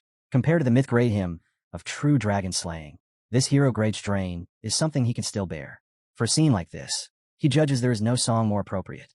The court falls in a stunned silence as the weight of his authority crashes down on them. One by one, the nobles bend under the invisible pressure, their pride crushed beneath the resonance of the hymn. Deciding the demonstration has made its point, Gruhorn prepares to release them. Before he can finish, an unfamiliar darkness seeps into the chamber and spreads like ink through water. A woman draped in a purple hood steps forward, her voice calm, as she remarks with open surprise that someone still remembers the hymns. The hood shifts, revealing pointed ears, and Gruhorn understands at once that she is an elf, but not an ordinary one. The instant recognition hits him like a blade. His composure fractures as dread rises in his chest, and he stares at the woman in disbelief, horrified that this particular madwoman is standing right in front of him. In a vibrant forest bathed in warm sunlight, stories often spoke of a certain race said to be the most beautiful creation ever shaped by the heavens. People believed these beings were gentle and kind, creatures who would never harm even the smallest living thing without reason. In those stories, they appeared as graceful women cradling tiny animals in their arms, wandering peacefully through the woods as the silent guardians of nature. It was said that their lives stretched far beyond those of ordinary mortals, lasting anywhere from 300 years to nearly 1,000. Whenever people heard the word elf, that serene and beautiful image naturally came to mind. But the truth was something far darker. Without the slightest hesitation, the beautiful woman crushed the tiny creature in her hand. The fragile body burst apart instantly, its life extinguished as if it had never mattered at all. In that single moment, the illusion surrounding her race shattered completely. The elves were not gentle caretakers of the forest. Beneath their enchanting beauty hid something far more ruthless. Their charm was nothing more than bait, a carefully crafted trap used to deceive their enemies before destroying them without mercy. And among their kind, there existed beings even more terrifying. The High Elves, those born with hero-grade talent from the moment they entered the world, were said to be the most dangerous of all. Adrian Leon Burke quietly observed the woman standing before him. He studied every detail carefully, measuring her presence, weighing the pressure radiating from her. But the longer he watched, the more his expression stiffened. The situation was worse than he had first imagined. The woman before him was not simply a high elf. She was something far more terrifying. She had lived for nearly 1,000 years. An elder high elf whose name alone carried the weight of legend. Sigrun, the dancing magic swordswoman. 400 years ago, she had been one of the legendary warriors who joined the expedition that slaughtered the Mad Dragon. Her name had been etched deeply into history because of that battle. And to Adrian, she was something even worse.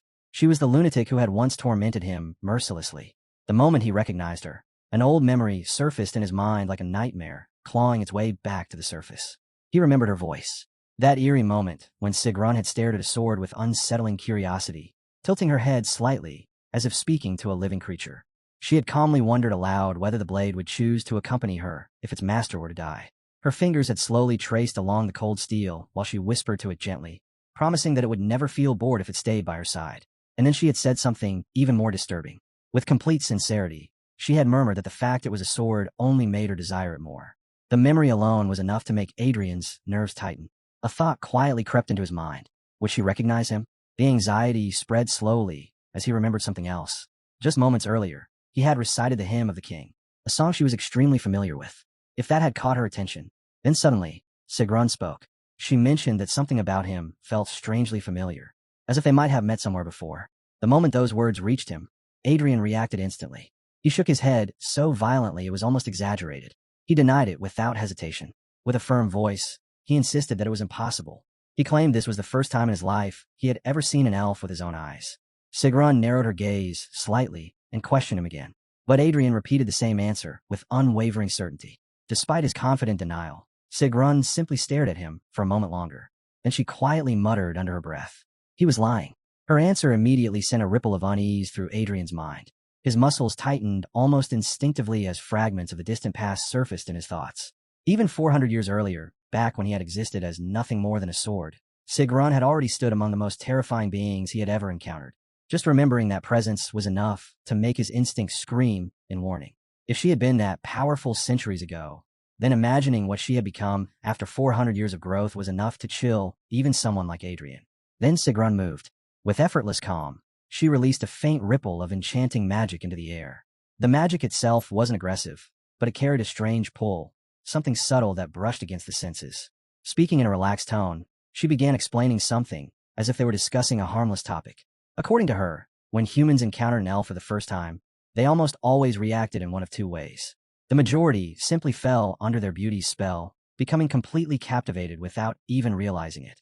The second type were those who had reached a certain level of martial insight. Those individuals didn't become enchanted. Instead, they immediately felt suspicion and instinctively raised their guard. Then she slowly lifted a finger and pointed toward Adrian. With a faintly provocative smile hidden beneath her hood, she concluded that from everything she had observed so far, he did not appear to belong to that second category. Her voice carried a strange politeness as she addressed him. Your Highness. Adrian quietly brushed her hand aside before it could get any closer. His reply came calmly, almost lazily. My tastes are just a little unusual. For a moment, Sigrun said nothing. Silence hung in the air between them. Then she slowly raised her hood higher, revealing just enough movement to show she was turning away. Without looking back, she remarked that although their encounter had been brief, it had still been quite pleasant. And just like that, she began to leave. Adrian remained still until her presence faded from the area. Only then did he allow himself to quietly exhale. For now, at least, he had survived that meeting without provoking something he couldn't handle. But the peace didn't last long. Soon after, noble women began arriving one after another, each accompanied by their daughters. The long-planned selection for Prince Adrian's future consort had finally begun. The first candidate stepped forward. Adrian took one look at the girl and immediately felt something was wrong. She looked far too young. The next girl arrived shortly after, but the situation wasn't any better. She stood half-hidden behind her mother, refusing to make even the slightest eye contact with Adrian. Her shoulders trembled with shyness, and it felt less like she was attending a royal selection and more like she had been dragged here against her will. Then came the next candidate. This one marched forward with such fiery confidence that Adrian briefly wondered whether she had mistaken the event for a duel. Her gaze burned with a hot temper that made him suspect she might challenge him to a fight at any moment. Another girl followed not long after, but the moment Adrian saw her struggling just to walk properly, he could only sigh inwardly. Once again, she was far too young, and so the procession continued. One candidate after another stepped forward. One after another was rejected. Adrian refused every single proposal without exception. With every passing rejection, the queen sitting beside him grew increasingly irritated. At first, she tried to maintain her composure, but it gradually became obvious that her patience was wearing thin. Finally, she could no longer hide her frustration. She reminded him that this entire event had been organized for one purpose: selecting his consort. If he kept rejecting every candidate like this, the entire gathering would become meaningless. She also warned him not to expect these noble daughters to resemble the type of women he normally surrounded himself with. Then the queen began lecturing him about what truly mattered in choosing a consort. Beauty alone was not the priority. What a future queen needed most was wisdom and noble character. Adrian listened quietly while she spoke, though whether he truly agreed remained unclear. Their conversation was suddenly interrupted. A royal aide stepped forward and bowed respectfully before delivering urgent news. An elf delegation had arrived at the palace, and they were requesting an audience with Her Majesty. The moment those words were spoken, the queen's attention sharpened instantly. Without showing any hesitation, she calmly gave a response. They were permitted to enter. Sigrun stepped forward, accompanied by two silent figures who followed closely behind her. The moment she reached the center of the hall, she bowed respectfully toward the throne and introduced herself with calm confidence. She declared that she was Sigrun of the Mistletoe clan and offered her greetings before Queen Margarita. The queen responded with polite composure. She remarked that it had been an exceptionally long time since elves had last appeared within the kingdom. Their sudden visit, she admitted openly, had taken everyone by surprise. Sigrun didn't waste time circling around the topic. Her eyes moved across the hall before settling calmly on the throne. She observed that it appeared Her Majesty was currently searching for a woman worthy of becoming the prince's spouse. Queen Margarita gave a small nod. Her assumption was correct. At that confirmation, a faint knowing smile appeared on Sigrun's lips. With graceful ease, she began explaining that she herself was a high elf. In terms humans could understand, she added, her status could be compared to that of a noble born into an ancient and prestigious lineage. Adrian listened from the side, and confusion slowly crept into his thoughts. What exactly was she trying to do? Sigrun's gentle smile remained unchanged as she continued speaking. She casually mentioned that her age also happened to be quite close to that of His Highness. The moment those words reached Adrian's ears, he nearly choked on the thought. Close in age? There were nearly 1,000 years between them. Yet she delivered that blatant lie without the slightest hesitation, her expression perfectly calm. Adrian couldn't help wondering how someone could say something so outrageous with such composure. But Sigrun simply continued. Her voice carried a soft sweetness as she explained that an elf, eternally youthful and untouched by time, was often considered an ideal spouse among humans. Then she added another detail. There were individuals who always remained by her side, loyal followers who serve her faithfully. In human terms, she said, they could be compared to an order of knights. Then something unexpected happened. Sigrun's cheeks gained the faintest hint of color. Lowering her gaze slightly, she confessed that from the moment she had first laid eyes on His Highness, she had felt something strange, as if their fates had already been tied together. Those words caused Adrian a pause. Elves could deceive with many things, but when it came to fate, they never lied. That realization unsettled him. What if she was actually being sincere? The hall fell into a strange atmosphere. Queen Margarita looked visibly surprised by Sigrun's bold declaration. Around the hall, the gathered nobles began whispering quietly among themselves. Some murmured that elves placed tremendous importance on fate. Others wondered if the kingdom might soon form an alliance through marriage with the elven race. Before the whispers could grow any louder, Adrian suddenly stepped forward. Without warning, he grabbed Sigrun's hand. Then he pulled her straight out of the grand hall. He quickly explained that they needed to speak privately for a moment. The abrupt action caused several nobles to gasp in shock. One aristocrat even complained loudly about the prince's inappropriate behavior. But Adrian ignored them. Moments later, the door of a nearby study slammed shut. Inside the quiet room, Adrian immediately turned toward Sigrun. His expression hardened. He demanded to know what she was really trying to accomplish. Sigrun blinked once. Then she covered her mouth and let out a soft, playful giggle. According to her, there was nothing complicated about it.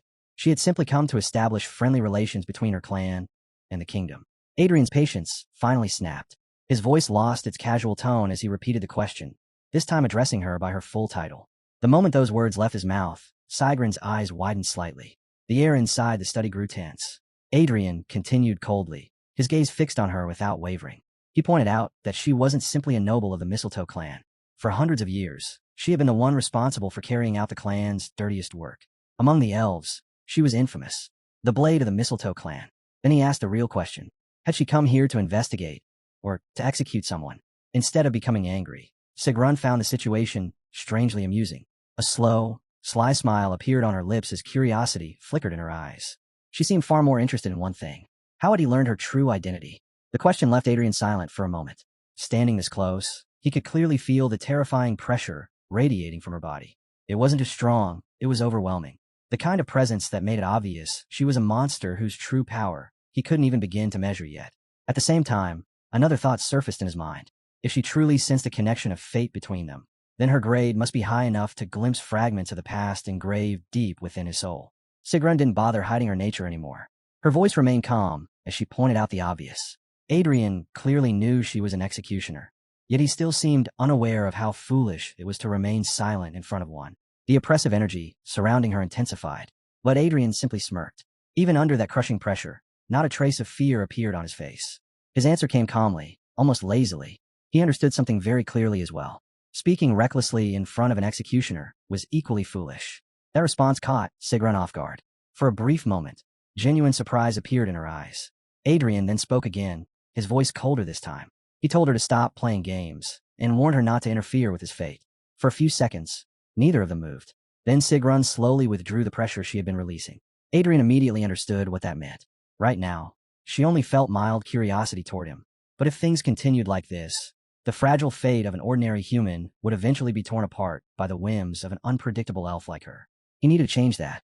If he wanted to survive, he had to make himself more valuable. In his mind, a clear idea formed. He needed to become something like a delicacy, something that required time to mature. Something so intriguing that it couldn't simply be tasted once and discarded. Something worth keeping alive. Adrian's strange behavior only made Sigrun more interested. Her curiosity deepened. Slowly, she began circling him, studying him carefully from every angle, as if examining a rare specimen. Her sharp gaze searched for answers. Who exactly was this prince? Adrian finally spoke again.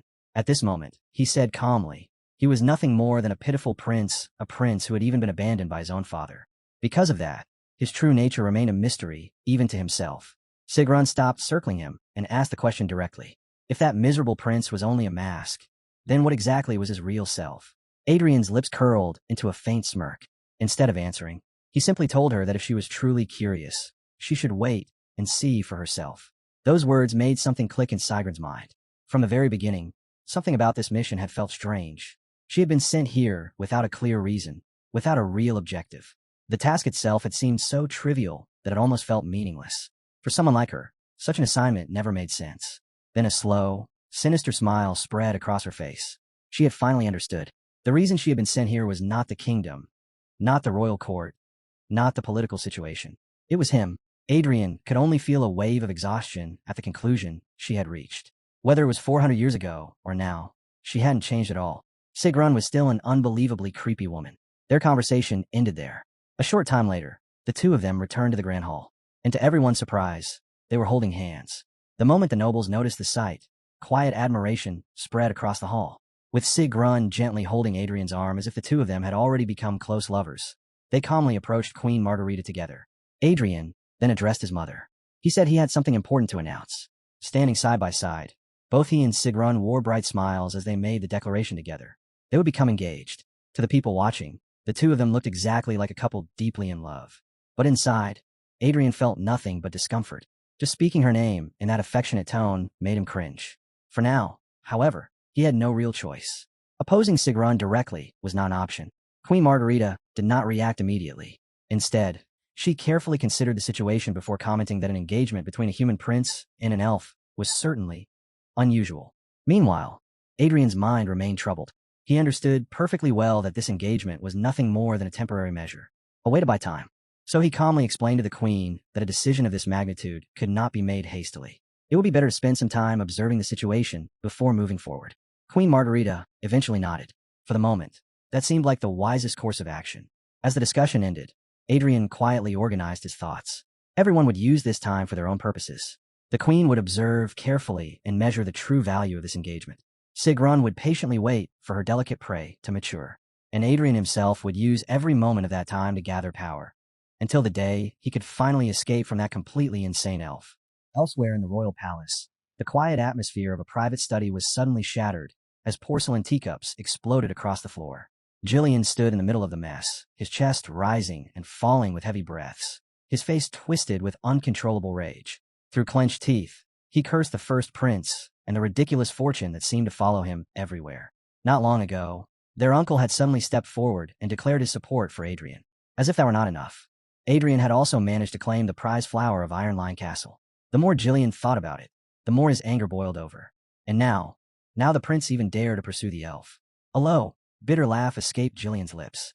He admitted, at least to himself, that he had underestimated her beauty. That woman possessed a charm that felt almost unreal, something that could make even the strongest men lose their judgment.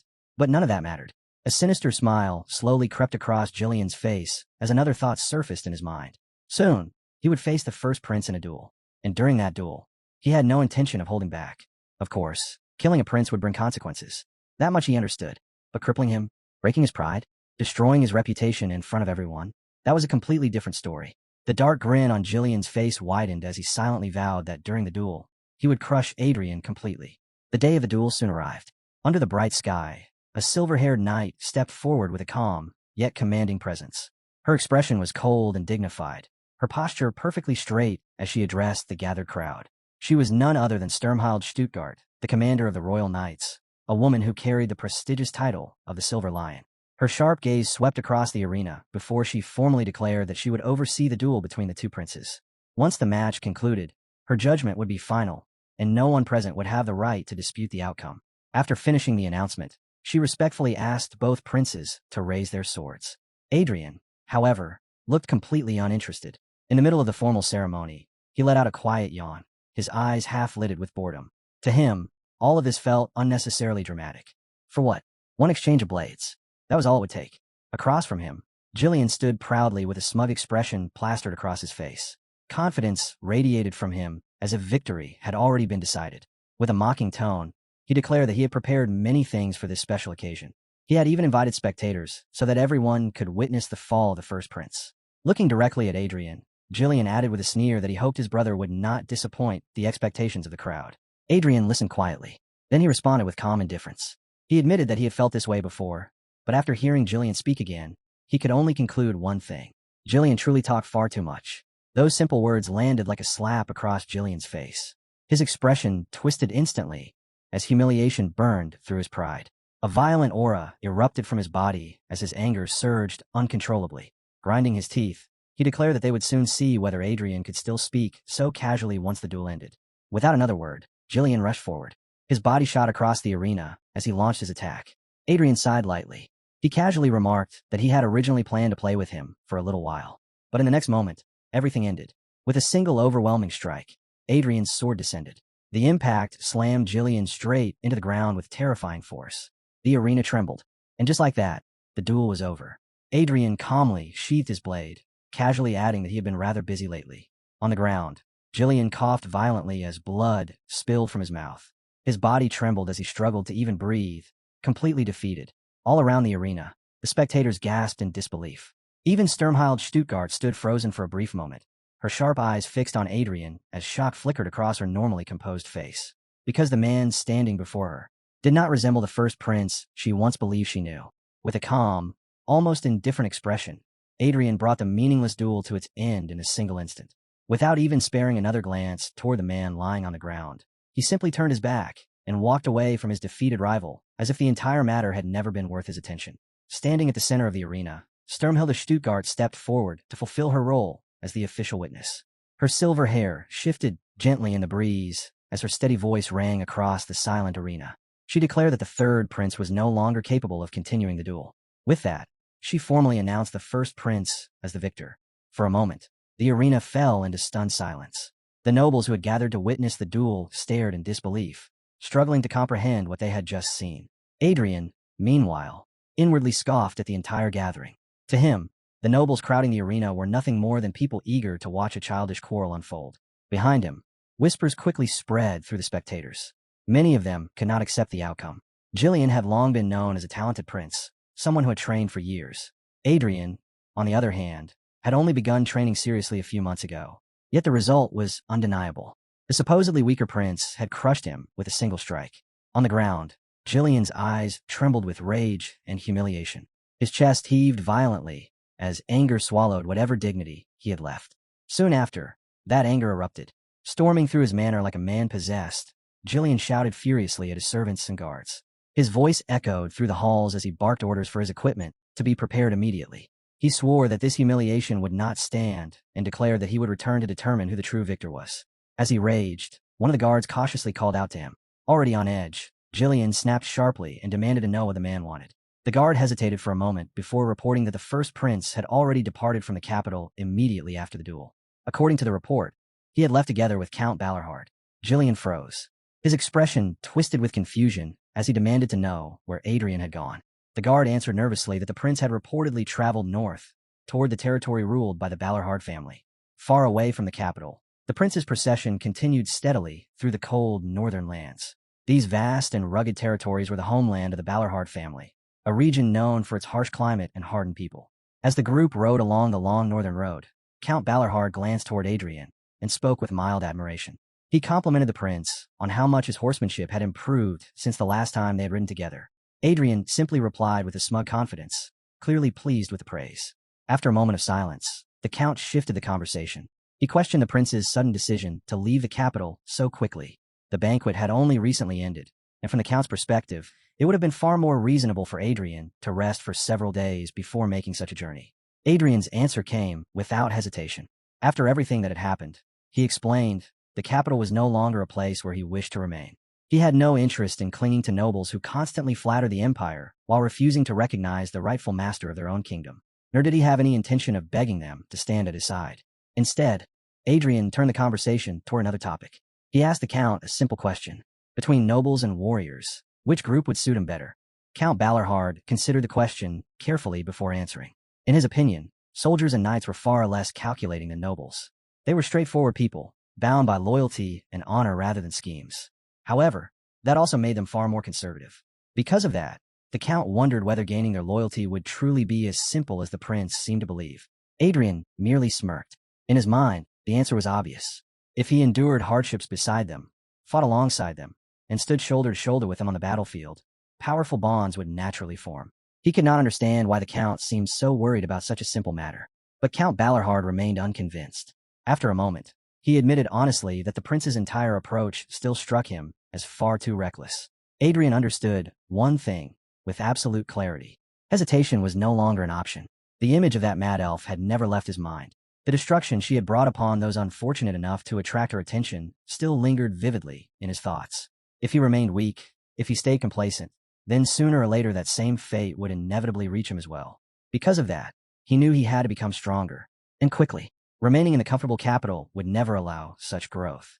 In that peaceful place, ambition slowly rotted into idle dreams. If he wanted to sharpen himself, if he wanted to forge real strength, then he had to go where men were truly tested. The battlefield. That was where legends were born. And deep down, Adrian understood that this was the place he truly belonged. As their procession advanced deeper into the northern territories, Count Balerhard lifted a hand and pointed toward the towering peaks rising in the distance. Massive mountains stretched across the horizon like jagged blades piercing the sky. He explained that those mountains were known as the Blade Mountains, a harsh border that the Balerhard family had protected for countless generations. A freezing wind swept across the road, causing Adrian to shiver slightly. With a quiet mutter, he complained that the cold was unbearable. The Count chuckled and casually suggested that the prince could simply retreat into the carriage if he found the weather too difficult to endure. Adrian immediately refused. If he could not even withstand a little northern cold, then how could he claim to stand on the battlefield? He intended to adapt to this harsh land slowly, no matter how uncomfortable it might be. As the convoy continued forward, Adrian's attention drifted toward one particular carriage.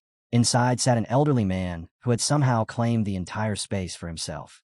Adrian frowned slightly and asked why the old man had decided to accompany them on this journey. The elderly scholar responded with cheerful enthusiasm. According to him, opportunities to observe the rugged north with his own eyes were extremely rare. He proudly added that the book he was currently writing would surely benefit from such experiences. Hearing that answer only made Adrian more irritated. Soon afterward, Adrian shifted his gaze toward the front of the formation. Riding there was a female knight maintaining perfect posture despite the biting wind. Her name was Arwen. Adrian asked her if she was managing well in the cold. Arwen answered immediately, insisting that she was completely fine. Adrian told her that if the weather became too harsh, she could easily switch places with someone else in the escort. But Arwen politely declined the offer.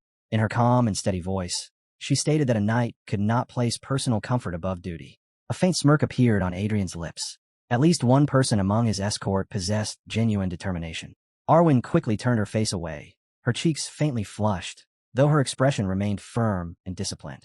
However, when Adrian looked past her toward the rest of the knights, his mood shifted. It was obvious that the others were far from pleased. Their stiff expressions revealed that they had been forced to accompany him by royal command rather than by choice. Watching them, Adrian quietly sighed to himself. If Carl had been here, the situation would have been very different. His trusted aide would have handled these knights properly. That thought led Adrian back to the last conversation he had shared with his father before leaving the capital. The king had spoken sternly that day. He reminded Adrian that the royal knighthood did not exist to serve as the prince's personal guard. Then the king questioned Adrian's decision to recruit his own men.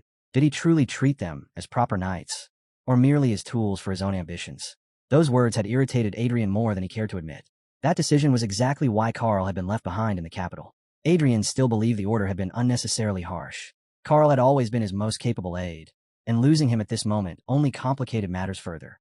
The prince suspected there was something deeper behind his father's decision. The king's attitude that day had not been simple disapproval. It felt deliberate, almost as if there were reasons Adrian had yet to understand. Still, the prince pushed those thoughts aside and continued riding north, carrying with him the quiet sense that there was a hidden story waiting to be uncovered. Then the weather turned violently against them. Without warning, a fierce snowstorm rolled across the northern plains. Thick snow began falling from the sky, and the wind rose sharply as the blizzard intensified within moments.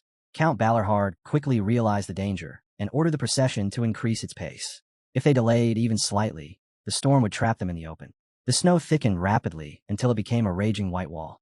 Visibility shrank to almost nothing, and the wind howled so loudly that it became nearly impossible to hear anyone standing only a few steps away. The count shouted to the man beside him, but his words were completely devoured by the roaring storm. Realizing ordinary commands were useless, he infused mana into his voice. His amplified shout cut through the blizzard as he ordered the group to abandon the carriages for now. They would retrieve them later. For the moment, they were to take only the horses and continue forward on foot. Adrian immediately understood what had happened. The count had projected his voice using mana, so the entire escort could hear the command despite the violent winds. The prince then turned toward one of the carriages and called out a name. Adelia. Extending his hand through the swirling snow, he helped the woman step down from the carriage. She accepted his assistance gratefully and thanked him for the help. Adrian simply nodded in acknowledgement. At that moment, Arwen hurried over, clearly worried about the prince's condition. But Adrian's focus had already shifted elsewhere. He glanced across the escort and saw the knights struggling badly against the powerful wind. The formation was beginning to break apart as confusion spread through the group. Turning back to Arwen, Adrian instructed her to stay close to Adelia and make sure she remained safe. Then he stepped toward the disorganized knights. His voice carried sharp irritation as he barked orders for them to drop their shields immediately. The shields were catching the wind like sails and making it even harder for them to move through the storm. He then ordered them to discard anything unnecessary and keep only their essential equipment. The knights exchanged uneasy glances. Quiet murmurs passed through the group as they questioned the prince's judgment. In their minds, Adrian had little battlefield experience. There was no real reason for them to follow his commands, so they ignored him. The march through the blizzard soon became brutal. Each step felt like pushing against a wall of ice and wind. The snow continued to fall endlessly, draining strength from everyone struggling forward. Heavy breaths filled the air as the entire escort fought to stay upright against the storm. Then suddenly, one of the knights collapsed into the snow. Another knight immediately shouted in alarm, calling out that a soldier had fallen behind. Adrian moved without hesitation. He pushed past the others and stepped directly toward the fallen man. With ease, he lifted the exhausted knight onto his shoulders as if the man weighed nothing. The surrounding knights stared at him in stunned silence. Adrian glared at them sharply and demanded to know why they had stopped moving. The storm still raged violently around them. But after witnessing the prince's decisive action, the hesitation within the group disappeared. Without another word, the entire escort resumed their brutal march through the blizzard. With the exhausted soldier slung across his shoulder, Adrian forced himself forward through the storm. Each step became heavier than the last as the freezing wind cut through his body and the endless snow tried to drag him down. The brutal march continued until it finally neared its end. Adrian slowly lowered the unconscious soldier onto the ground and straightened his back with visible effort. His chest rose and fell as he struggled to steady his breathing. Looking up at the raging sky, irritation flashed across his face. He muttered a curse toward the blizzard, complaining that if the storm had intended to stop, it should have ended much sooner instead of tormenting them like this. Then, almost as suddenly as it had appeared, the storm vanished. The violent wind faded away, and the swirling snow settled quietly across the land. Within moments, the sky cleared completely as if the blizzard had never existed at all. Bright sunlight soon poured down from above, casting a warm glow across the frozen ground. With the storm gone, the troops continued their march and eventually reached their destination. Rising before them stood a massive fortress wall, built like an immovable barrier against the harsh northern frontier. Soldiers were already stationed along the fortress, waiting for their arrival. At the front of the towering gates, Count Balarhard stepped forward with a proud and commanding posture. Above the fortress walls, the banner of the Balarhard family fluttered strongly in the cold northern wind. Standing beneath that banner, the Count spoke with firm authority. He introduced himself as the rightful lord of Balarhard and the commander of the kingdom's 3rd Legion. With those words, he formally welcomed the first prince to his territory. Adrian responded with a confident and relaxed smile. The commander then completed the greeting with proper formality, announcing that the prince was now welcome within the stronghold known as Winter Castle. Far in the frozen north, beyond the lands most people dared to travel, a magnificent fortress stood buried within endless snow-covered mountains. This stronghold was known as Winter Castle, the northernmost fortress of the kingdom, built for a single purpose: to hold back the monsters that lived deep within the Blade Mountains. Those creatures lurked endlessly beyond the peaks, waiting for even the smallest opportunity to pour down toward the kingdom. Because of that threat, the castle had become one of the most heavily fortified positions in the entire realm. Among soldiers, the fortress carried a grim reputation. Stories about it traveled through every barracks in the kingdom. Veterans often warned new recruits about the harsh reality of serving there. The land was unforgiving, the cold bit into the bones, and the dangers never truly disappeared. Many soldiers quietly admitted that the survival rate at Winter Castle was the worst among all military posts. Once stationed there, most troops prayed only for the day they could leave alive. Naturally, the nobles of the kingdom also spoke about Winter Castle from time to time. Some viewed it as the Balorhard family's greatest weapon, a fortress that gave them enormous influence over the northern frontier. Others claimed it was also the family's greatest burden, a duty that chained them permanently to that frozen wasteland. And then there were those worldly nobles who simply wondered what possible value such a desolate region could have. To them, it was nothing more than a distant, frozen outpost far from the elegance of the capital. At that very moment, the towering gates of Winter Castle slowly creaked open. Standing before the massive entrance were the first prince and Count Balorhard, quietly watching the gates swing inward. To outsiders, the fortress looked cold and lifeless. But to the Balorhard family, this place carried an entirely different meaning.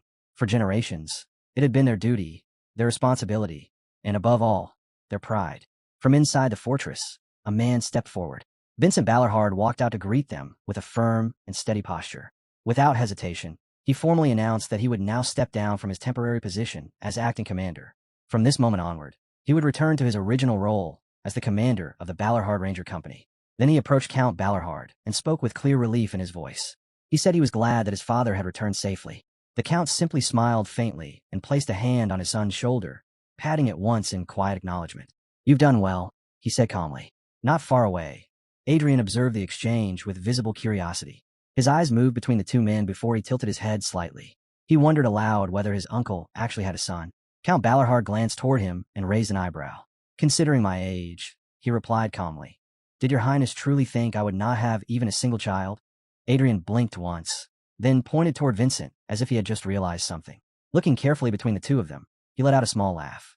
"Well, now that I think about it, you two do look alike," Adrian said casually. "Especially the mouth. That stubborn expression is identical." Only then did Count Balorhard turn toward his son and formally introduce the prince standing beside him. "The man before you," he said calmly, "is His Highness, the first prince of the kingdom." The moment those words left his mouth, Vincent's expression instantly stiffened. Realizing who stood before him, he immediately bowed deeply with proper respect. "I am Vincent Balorhard of House Balorhard," he declared in a firm voice, "commander of the Balorhard Ranger Company. I offer my greetings to His Highness, the first prince." Adrian simply waved his hand lightly. "Nice to meet you," he replied casually.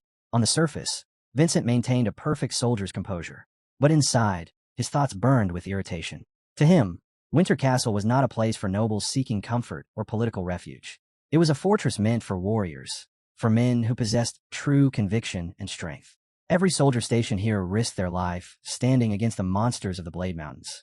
And yet the man standing before him was the prince who had been expelled from the capital, a man rumored to travel with women and indulge in scandal. Vincent could not hide the bitterness rising in his chest.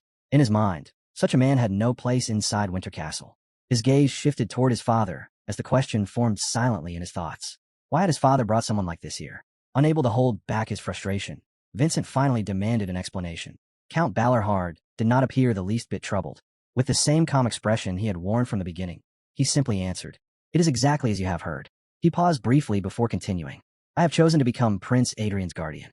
Then he added the final piece of information without hesitation. "For the time being, His Highness will be staying with the Balorhard family." Inside the fortress, tension quietly simmered beneath the surface. Vincent could no longer restrain his frustration. He spoke bluntly, declaring that Adrian was nothing more than a nuisance. In his eyes, the prince was a man abandoned even by his own father, a disgraced royal who had been pushed out of the capital. Worse still, Vincent reminded his father that the prince's lack of talent had once been criticized by the count himself. To Vincent, bringing such a person to Winter Castle made no sense. But Count Balorhard did not react with anger or even surprise. He simply watched the prince's group walk farther into the fortress corridors before speaking calmly. "People change," the count said quietly. Then he turned toward Vincent and made a single request. He told his son to observe Adrian carefully and to do so without prejudice. Vincent's expression hardened immediately. The request clearly displeased him, but he did not argue further. Later that day, Count Balarhard called for a meeting. Inside the strategy chamber, a large map of the northern mountains was spread across the table as the commanders gathered around it. The discussion quickly shifted toward the progress of clearing the monster settlements scattered throughout the Blade Mountains. Vincent began the report. He explained that the number of monster settlements had been steadily reduced over the past months. The Rangers had been successful in eliminating many of them, but several still remained scattered throughout the mountain range. Now that Count Balarhard had returned to command, the plan was to increase the pace of their operations. Vincent also reported that the remaining forces currently available for these missions mainly consisted of the Ranger Battalion. Meanwhile, Adrian sat quietly at the table, slowly chewing his food as if the tense military discussion had nothing to do with him. Despite his relaxed posture, his ears were clearly listening to every word. Vincent then pointed toward a symbol drawn on the map. The mark represented a cluster of orcs. He explained that this was the true problem they were facing. The moment the word orc was mentioned, the atmosphere inside the room grew heavier. Everyone present knew exactly how troublesome those creatures could be. Vincent continued his explanation. Recently, a small group of orcs had settled near the entrance of the mountain range. According to their scouts, the number appeared to be fewer than 20. But even such a small group was dangerous. Count Balarhard studied the map quietly before speaking. If that is the case, he said, dealing with them using only the Ranger's arrows will be difficult. Vincent nodded immediately. That was precisely the issue. He explained that he was currently selecting several knights stationed inside the fortress to assist in eliminating the orcs directly. As the conversation continued, Adrian leaned back slightly in his chair. A faint smile slowly appeared on his face. Then, without warning, he reached forward. His hand moved across the table, and before anyone could react, he grabbed the small marker representing the orcs from the map. "I'll take care of this myself," Adrian declared confidently. The room instantly fell silent. One of the other commanders reacted immediately, his voice filled with concern. He warned that these were not ordinary monsters. Orcs were notoriously ferocious, and even a small group could become extremely dangerous. Vincent also stepped in quickly. He pointed out that if something went wrong, it could disrupt the entire ranger operation around the mountain entrance. But Adrian paid no attention to either of them. Instead, he turned his gaze directly toward Count Balarhard. The Count remained calm. Rather than addressing the prince immediately, he looked toward Vincent. "Give me a precise assessment," the Count said. "Their numbers and their strength." For a brief moment, Vincent was caught off guard by the question. Then he answered carefully. "At most, there are 20 orcs." However, they had not yet confirmed whether the group contained orc warriors or even shaman. Without that information, they could not guarantee the true level of threat. After hearing the report, Count Balarhard turned his attention to Adrian. "Are you truly confident in this?" The question shocked Vincent. He immediately protested. The entrance of the mountain range was one of the primary routes used by the Rangers. If a battle erupted there, it could severely disrupt their operations moving forward. And more importantly, if anything happened to the first prince while under their watch, the Balarhard family itself could be placed in a dangerous political position. As Vincent continued speaking, Adrian quietly listened. Inside his mind, he couldn't help but admire something. His uncle had indeed raised Vincent well. The man was cautious, responsible, and capable of thinking about the larger consequences. But before Vincent could continue listing more concerns, Count Balarhard suddenly raised his hand. "That's enough," the Count said firmly. "There's been quite enough worrying." The room remained silent after Count Balarhard cut off the debate. Without another word, he turned his attention toward Adrian and asked calmly what preparations he required. Adrian answered without hesitation. He said he would need 3 guides familiar with the terrain. He also requested that the equipment carried by his men be replaced with more suitable gear. Finally, he asked whether the fortress could lend them crossbows if any were available. Count Balarhard listened quietly. Then he simply nodded. "That is not a difficult request," the Count replied. "I will arrange it." The decision fell over the room like a sudden shock. Several commanders exchanged stunned looks. Vincent himself stood frozen for a moment, his expression tightening in clear dissatisfaction. To him, the decision was reckless, yet his father had accepted the prince's request without even a hint of hesitation. Not long after, Adrian issued the next order. A knight captain stared at him in disbelief when the prince instructed the group to prepare for departure. Adrian clarified the mission with a calm tone. They would move toward the mountain entrance, locate the orc group, and subjugate them. At the same time, they would carefully confirm their numbers and remain alert to the possibility that stronger individuals might be among them. The captain's face immediately stiffened. He reminded Adrian that they were merely assigned as the prince's escort. They were not soldiers of the 3rd Legion and therefore had no obligation to participate in military operations under its command. Adrian listened and then slowly broke into a grin. "That works perfectly," he replied. The captain frowned. Adrian explained it plainly. Since their official duty was to protect him, they would naturally follow wherever he went. and if he chose to walk straight into battle, then escorting him meant they would walk into that battlefield with him. With that simple logic delivered, Adrian turned and began walking away. "The 3rd Legion will contact you later today," he said casually over his shoulder.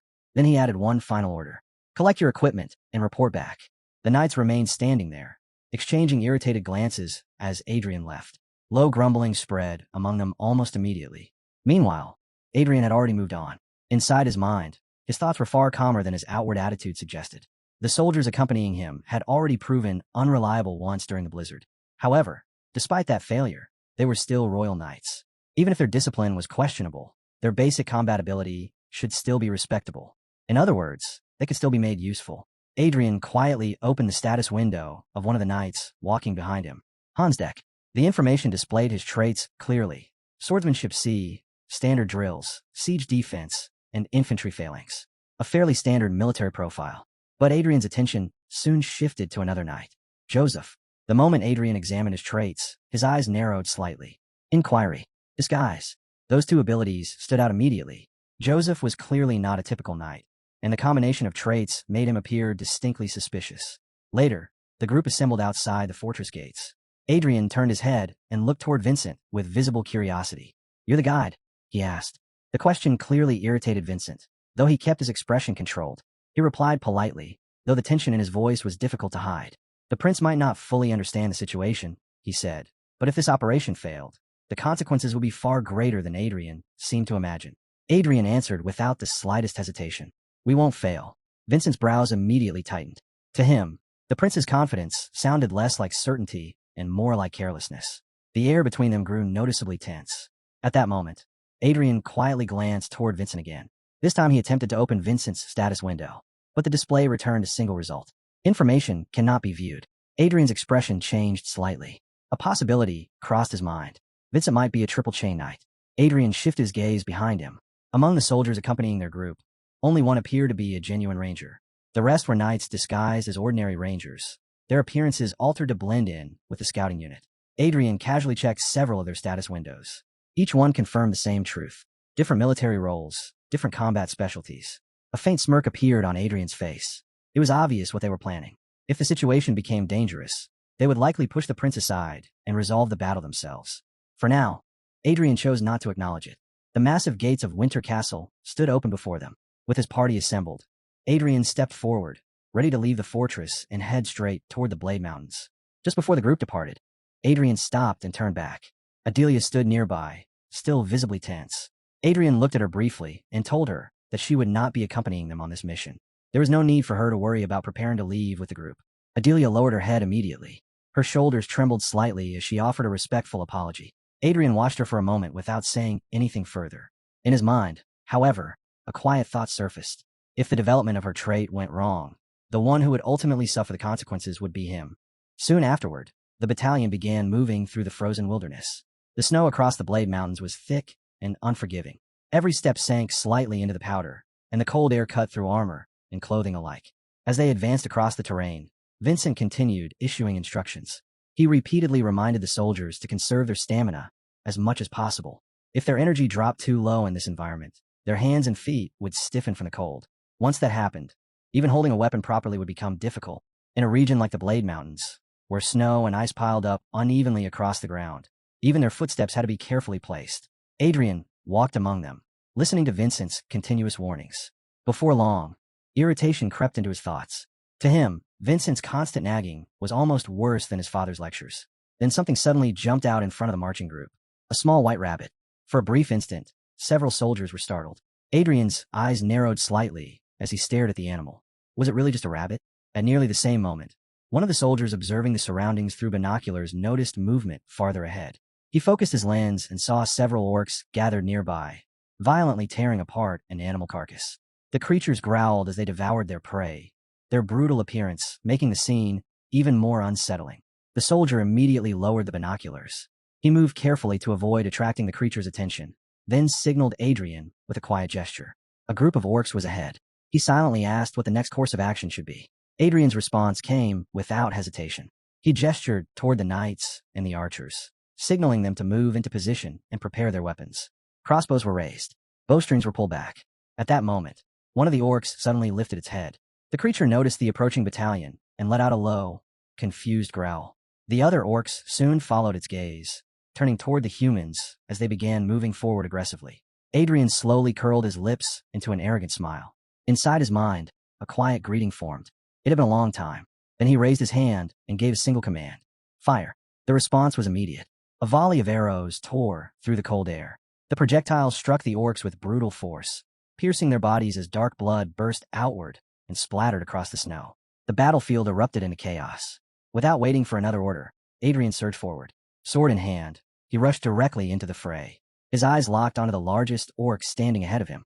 The creature roared furiously, its massive frame radiating violent intent as it prepared to crush the approaching human. Adrian leapt forward.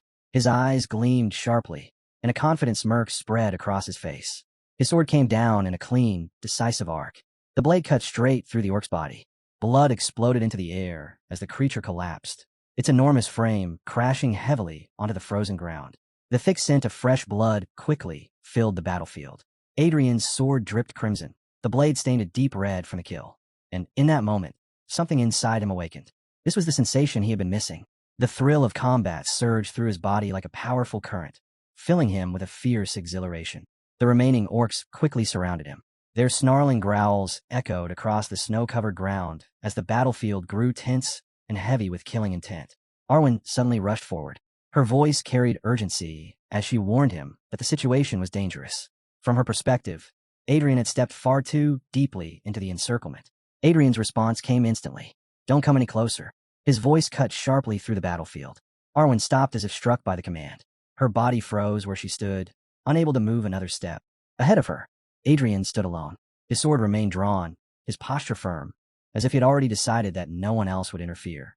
A faint smirk appeared on his face. His eyes glimmered with a dangerous light as he looked toward her. If you come closer, he warned calmly, you might get caught in it. For a moment, the battlefield seemed to grow strangely quiet around him.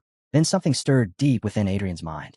A memory surfaced, not from a present era, but from a time more than 400 years ago. An age when orcs had not yet been reduced to simple monsters roaming the wilderness. In that distant past, they had once stood proudly as rulers of vast lands across the continent. The story that echoed in Adrian's mind was not the tale of a celebrated hero. No great legend carried the name of the man whose voice seemed to linger within those memories. It was merely a forgotten lament, a mournful hymn sung by a pitiful man who hated orcs with every fiber of his being, a sorrowful dirge left behind by a father who fought until the moment his final breath escaped him. As that ancient memory resurfaced, Adrian's body began to change. A deep crimson energy slowly seeped out from him. The aura spread across the battlefield like blood flowing over snow. His voice dropped into a chilling tone. I'll stack enough green corpses here to build a mountain. The words left his lips like a curse. Fragments of something ancient seemed to move through him. Verses belonging to a legendary avenger whose hatred had once been powerful enough to create mountains of corpses. The energy around Adrian exploded outward. A blazing red aura surged around his body, roaring like a vengeful spirit awakened from a long slumber. His eyes turned completely blood red. The snow beneath his feet looked almost like a crimson pool spreading across the battlefield. At that exact moment, a translucent window appeared before him. Adrian's status window flickered into view, and within it, a single line of information appeared. He was reciting the hymn of revenge. Elsewhere, far from the heroic front lines and grand declarations of glory, Joseph stood trembling with unease as the cold winds of Winter Castle howled around him. His voice quivered as he admitted the thought gnawing at the back of his mind, that he might actually die in this cursed place. The mere idea of facing the horrors rumored to roam the frozen battlefield made his stomach churn. But the Count of the royal court merely scoffed at him. The nobleman looked at Joseph as if he were something pitiful, brushing aside his fears with open contempt. To the Count, this entire mission was nothing more than a minor inconvenience. With a mocking tone, he questioned what that useless scoundrel prince could possibly accomplish here. In his mind, the prince would surely do what cowards always did. Hide somewhere safe while quietly taking credit for whatever achievements his uncle managed to claim. However, the Count made one thing clear. The prince himself was never the true objective. Their attention was focused elsewhere, on the Ballarhard family. With a dismissive wave of his hand, the Count gave Joseph simple instructions. There was no need for bravery, no need for reckless heroics. All he had to do was watch carefully and report anything suspicious involving the Ballarhard forces. Nothing more. Then the nobleman tossed him a heavy pouch. Joseph caught it instinctively, and the faint clinking of coins echoed inside the bag. Payment. Cold, tangible proof that the mission was real. Even then, the Count still looked doubtful. His eyes narrowed as he studied Joseph from head to toe, clearly questioning whether someone like him could actually complete such a simple task. That doubt stung Joseph's pride. Desperate to prove his worth, he straightened his posture and quickly assured the Count that he would do everything in his power to carry out the assignment. At that moment, he believed the mission would be easy. But the moment he set foot on the battlefield, that illusion shattered completely. Standing there in the frozen snow, Joseph stared ahead with widening eyes as terror gripped his entire body. Everything he had been told had been a lie. Before him stood a towering orc, a monstrous creature whose presence alone radiated brutality. Its massive body loomed like a walking nightmare, far more horrifying than any exaggerated rumors Joseph had heard. Nearby, a knight captain barked out sharp commands. The first rank immediately locked shields together, forming a tight square formation before advancing step by disciplined step. Their shields overlapped perfectly, creating a defensive wall meant to withstand enemy assaults. For a brief moment, it looked solid. Then the orc swung its enormous club. The weapon came crashing down with terrifying force. The impact shattered the formation instantly.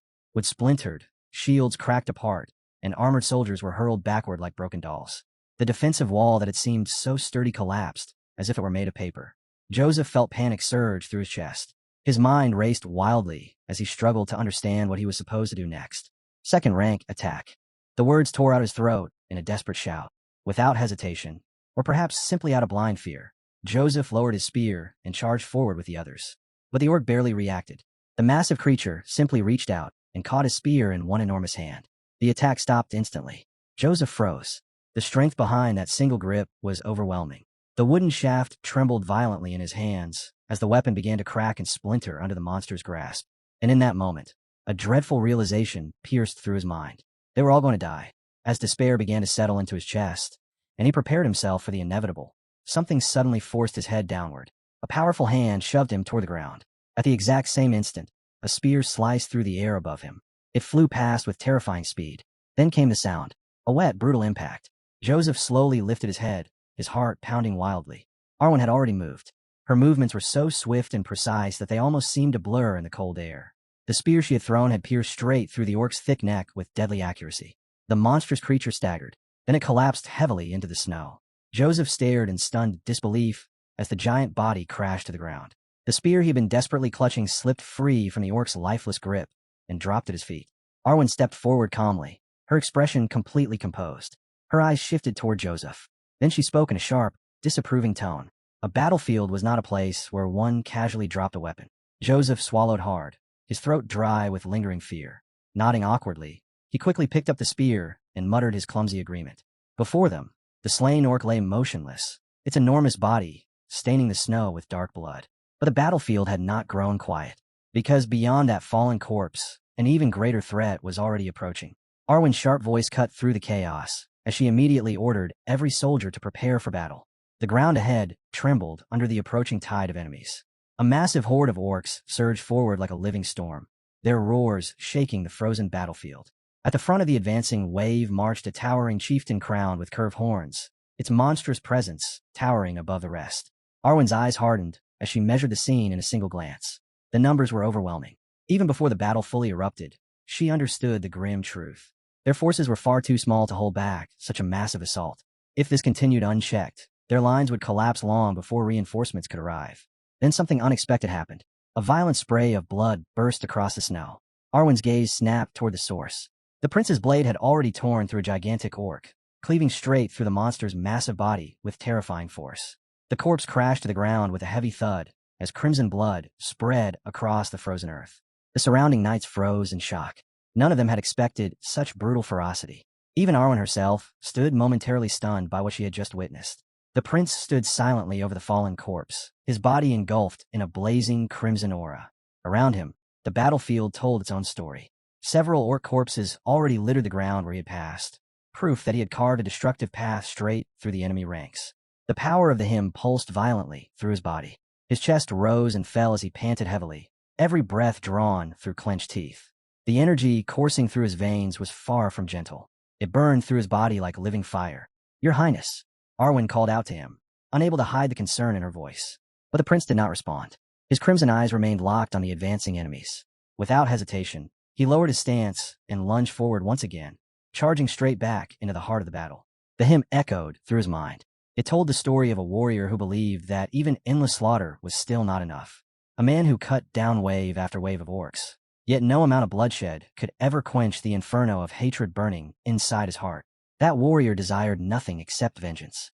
He wandered across the desolate lands ruled by orcs, leaving behind nothing but corpses in his wake. Another orc swung its massive weapon toward the prince. He moved instantly. His body twisted sharply as he evaded the crushing blow by a narrow margin. In the same motion, his spear shot forward like lightning. The strike was lethal. The orc's head separated from its body in a clean, brutal arc before crashing into the snow. The hymn continued its grim tale. Even after his mana had completely run dry, the warrior never stopped fighting. His body had long since passed its mortal limits, yet he refused to fall. He survived in the most savage way imaginable, by devouring the blood and flesh of the enemies he had slain. With every step he took across that cursed land, the warrior's body grew weaker and more fragile. His muscles tore, his bones cracked, and his breath grew shallow. Only the demonic sword in his hand continued to move. The blade alone carried him forward, burning away the final fragments of his life force as it pursued the one wish that still remained in his heart. Vengeance. The warrior remembered the home that had once been filled with warmth and laughter. A home where his wife and daughter had once lived. But when he returned, there had been nothing left. No voices, no warmth, only blood. That place, once filled with happiness, had become a silent grave soaked in crimson. From that moment onward, his entire journey became nothing more than a requiem for the family he had lost. Years passed. Countless enemies fell. And at the end of that endless road of slaughter, the warrior finally stood before the enemy he had pursued his entire life. But by then, he was already broken. His body was exhausted beyond repair. A quiet sigh escaped his lips as he stared at the figure standing before him. Yet even in that moment, deep malice still burned within his eyes. There was no hesitation left. Gathering the final fragments of strength remaining within his shattered body, the warrior raised his sword high into the air. And with every ounce of power he had left, he swung it down. In the present moment, the prince faced the monstrous orc chieftain head-on. The beast's massive arms swung down with devastating force, but Adrian moved at the final instant. His blade rose sharply, deflecting the crushing strike just before it could split him apart. Even so, the impact forced him backward across the frozen ground. His boots scraped violently through the snow as the sheer power behind the blow drove him several steps away. The chieftain's fist slammed into the earth where he had stood. The ground shattered. Snow, dirt, and broken stone exploded upward as the monster's strength tore open the battlefield beneath them. Yet the hymn, echoing inside Adrian's mind, told a far darker ending. In the tale of the Avenger from the distant past, no miracle had ever arrived. The warrior who had slaughtered countless orcs had ultimately collapsed before his sworn enemy. Broken, exhausted, defeated. Even so, he had refused to kneel. Even in his final moments, the man had fought until the last breath left his lungs. And when death finally came, his face had shown no fear, only quiet acceptance of the fate he had chosen. It was a story that no one had ever heard. A tragedy that no bard had ever sung. No one remembered that warrior. Only the sword that had burned away his life force had witnessed his final moment. And now, Adrian was the only one who remembered that story. His thoughts snapped back to the present. The battlefield stretched around him like a crimson nightmare. Orc corpses lay scattered across the snow in every direction, their bodies forming a brutal trail of slaughter. Nearby, a knight captain shouted sharp commands. He ordered several squads to push forward and engage the remaining orc warriors directly, while the rest of the soldiers held their ground to block the massive horde pressing behind them. Adrian slowly tightened his grip around the hilt of his blade. A realization formed inside his mind. The hymn of vengeance was still incomplete. The story of the forgotten avenger had ended in failure. But this time, he would be the one to finish the hymn. A surge of determination ignited inside his chest. Without hesitation, Adrian stepped forward once more. His blade exploded into motion. A relentless storm of strikes erupted as he tore straight through the surrounding orc warriors. Each swing carried brutal precision, carving through flesh and bone with merciless efficiency. His eyes burned with a deep crimson glow. Another orc lunged toward him with a savage roar. Adrian deflected the attack effortlessly, his weapon sliding along the enemy's crude blade before driving forward with lethal speed. The beast collapsed moments later. He did not slow down. He did not hesitate. To the enemies surrounding him, the prince had become something terrifying. A whirling storm of red steel. His movements flowed like a deadly dance, weaving through the battlefield with unstoppable momentum as his blade struck again and again. Then a cold, mechanical notification appeared before his eyes. A new verse had been added to the hymn of vengeance. The verse spoke of piling enough green corpses to form a towering mountain. Beneath that mountain, a crimson pond spread outward like a silent tribute to the countless dead. Adrian stood before the final enemy. The horned chieftain roared in fury, its massive body trembling with rage. But the battle had already been decided. With a final step forward, Adrian drove his blade straight into the monster's chest. The sword pierced deep into its body. This was not merely a killing blow. It was a tribute, a final offering to the forgotten souls whose hatred had once shaped the hymn. Another notification appeared. The system announced that the hymn of vengeance had evolved. Its form had changed. The skill was no longer the same. It had transformed into a new name, the hymn of requiems. The battlefield slowly fell silent. Adrian calmly surveyed the aftermath of the slaughter surrounding him. Orc bodies covered the snow like fallen leaves after a storm. Nearby, Vincent and the remaining knights stood frozen in stunned silence. Vincent suddenly moved. He grabbed the fallen orc banner and snapped its wooden pole cleanly in half. Raising the torn flag high above his head, he shouted across the battlefield that the orcs had been completely annihilated. His voice carried pride and relief. He declared their hard-fought victory to every surviving knight standing in the snow. Adrian watched him quietly. As he looked at the man celebrating their triumph, a memory surfaced in his mind. The knight's name came back to him, Vincent Balorhard. In that moment, a quiet realization settled into Adrian's mind. The name echoed with unsettling familiarity. Vincent Balorhard, the heir of the legendary monster hunting family, carried the exact same name as the forgotten avenger described in the hymn. The very same man who had walked a road of endless slaughter, the warrior who had cast aside his life while swearing that even death would not end his hunt. The man who had vowed that, if necessary, he would continue the massacre of orcs in his next life.